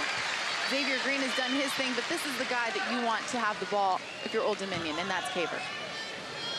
The senior point guard from Atlanta in his last 3 games now, including today, has played all but 2 minutes. That's how valuable he is for Jeff Jones.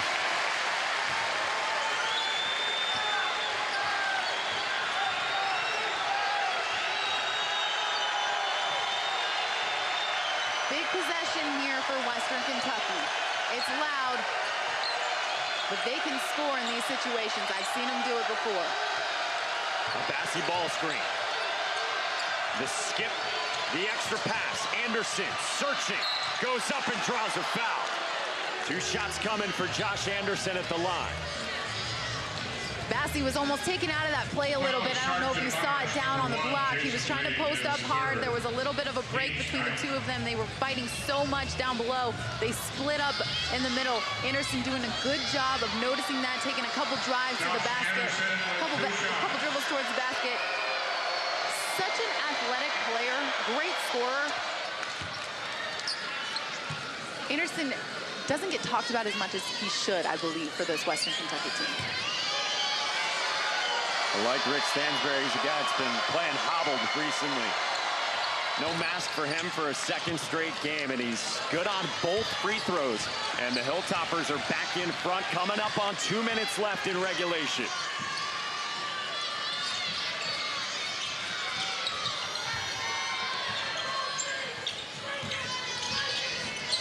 Caver protecting around the ball screen. Hangs, can't hit.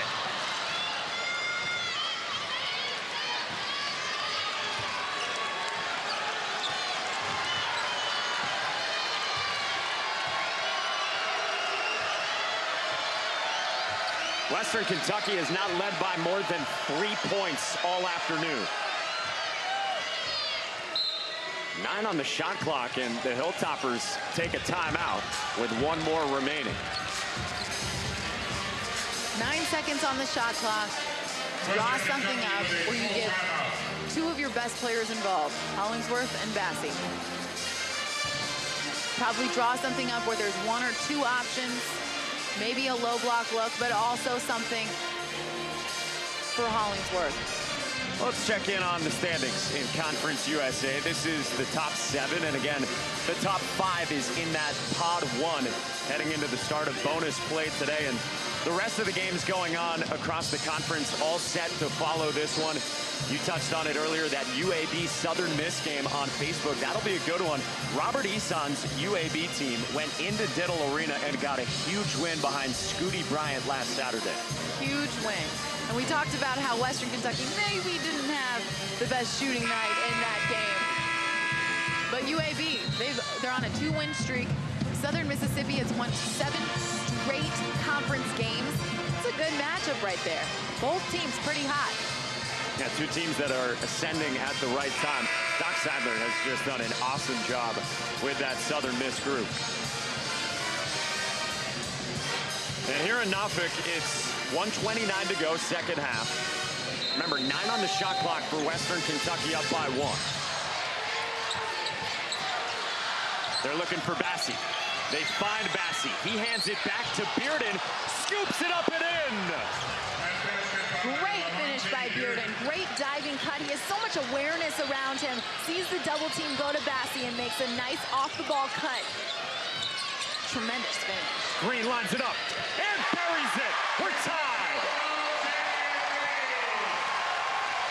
And this crowd is loving it. Xavier Green has really stepped up today. Big shot to tie it up in this one.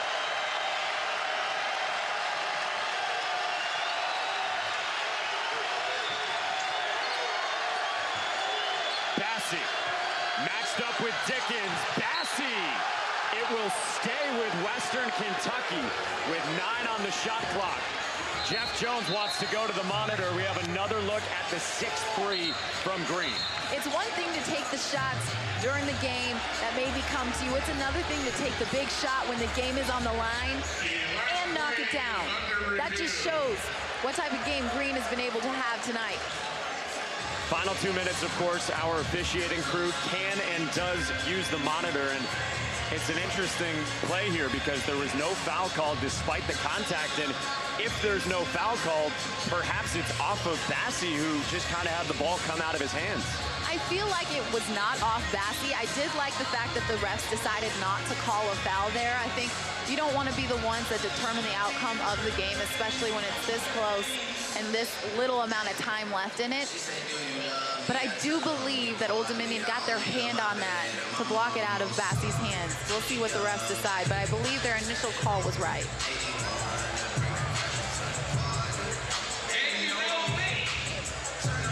All right, here's our second look at it.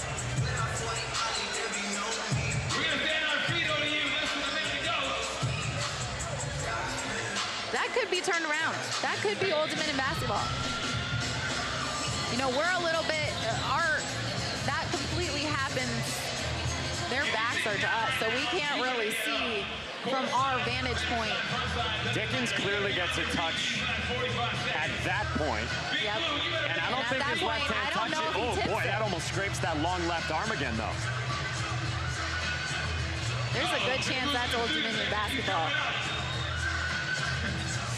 It doesn't look like it tips his hand. That's the best look right there. It does not look like it touches the left hand. I believe that's going to be Old Dominion basketball.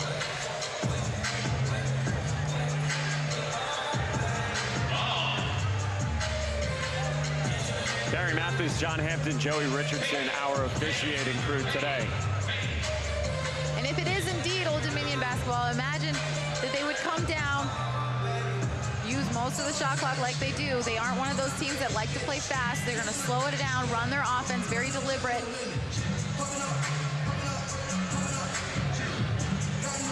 It's right there. Does he touch it? It doesn't look like it. Awesome job by everyone in the truck, our replay operators. We both think it's off Bassey.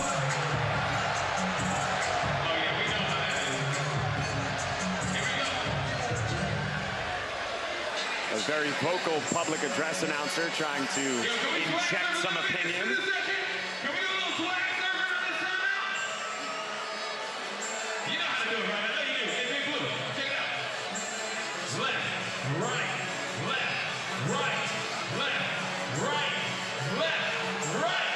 10, 9. It looks like the official's still trying to scroll the video back. Right, and both staffs, both teams, all eyes on them. They aren't even discussing what their plan is next. Just waiting for the verdict. Reset, reset, reset.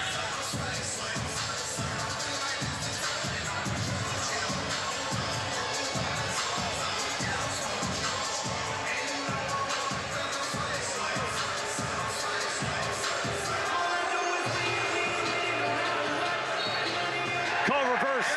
Monarchs ball.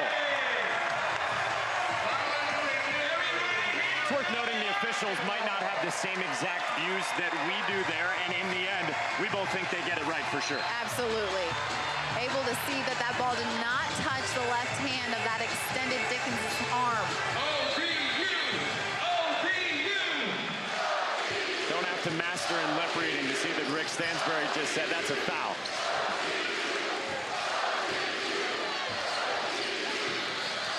You said you expect ODU to run the clock down. It's about a 14-second difference between game and shot clocks. They have a lot of pride in their defense. I think just use this shot clock. Green with 6 threes already, along 2. Yes!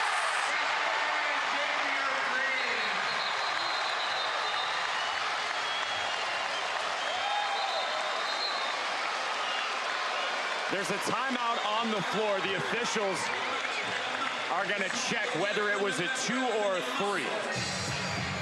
Either way, what a shot by Xavier Green.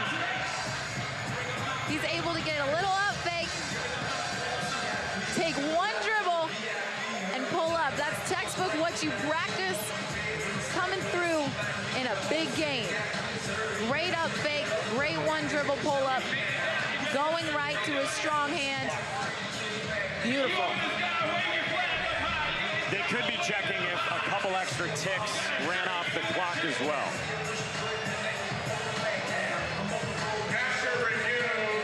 Might be in the vicinity of 17 or so seconds left for Western Kentucky to work with. Now 17.2 seconds. How about the reaction from this awesome crowd of more than 7,200 inside the 10? And they're going to get loud on this defensive possession. You go to Bassey? You got to go to Bassey. You got to go to your bread and butter. If he gets double teamed, he has the vision to kick it out to one of his good shooters, his good mid-range jumpers. He's posted up. Bassey goes up.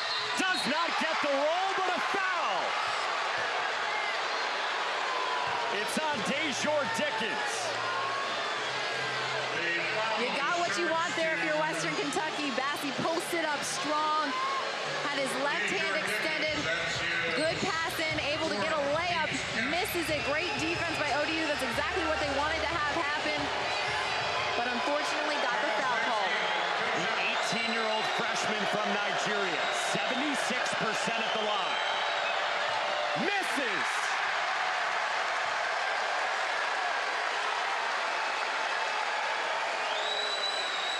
Very athletic Western Kentucky.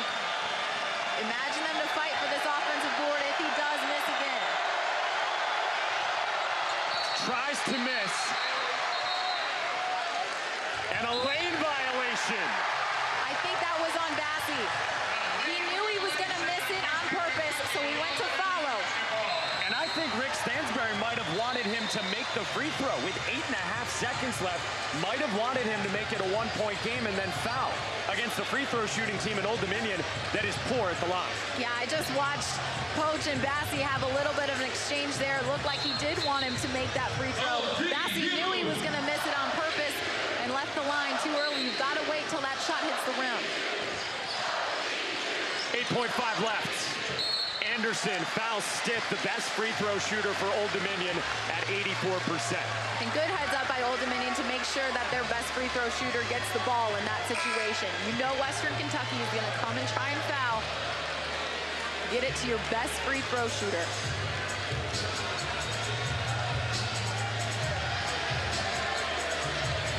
PJ's father, of course, a star in his own right, an assistant coach at Old Dominion. Watching his son at the free throw line, trying to make this a 2-possession game. Josh Anderson fouled out in the process. Jake Omer into the game.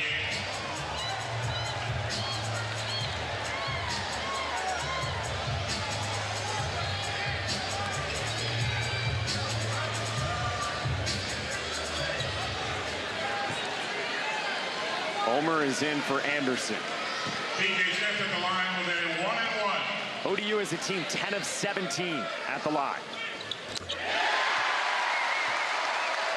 so much confidence at the stripe. You could see it immediately we got fouled. No stress whatsoever walking up to that line for Stitt. A fifth-year senior who has hobbled his way through this game. Hits both. Bearden up court. Kick out Omer. No. ODU knocks off Western Kentucky.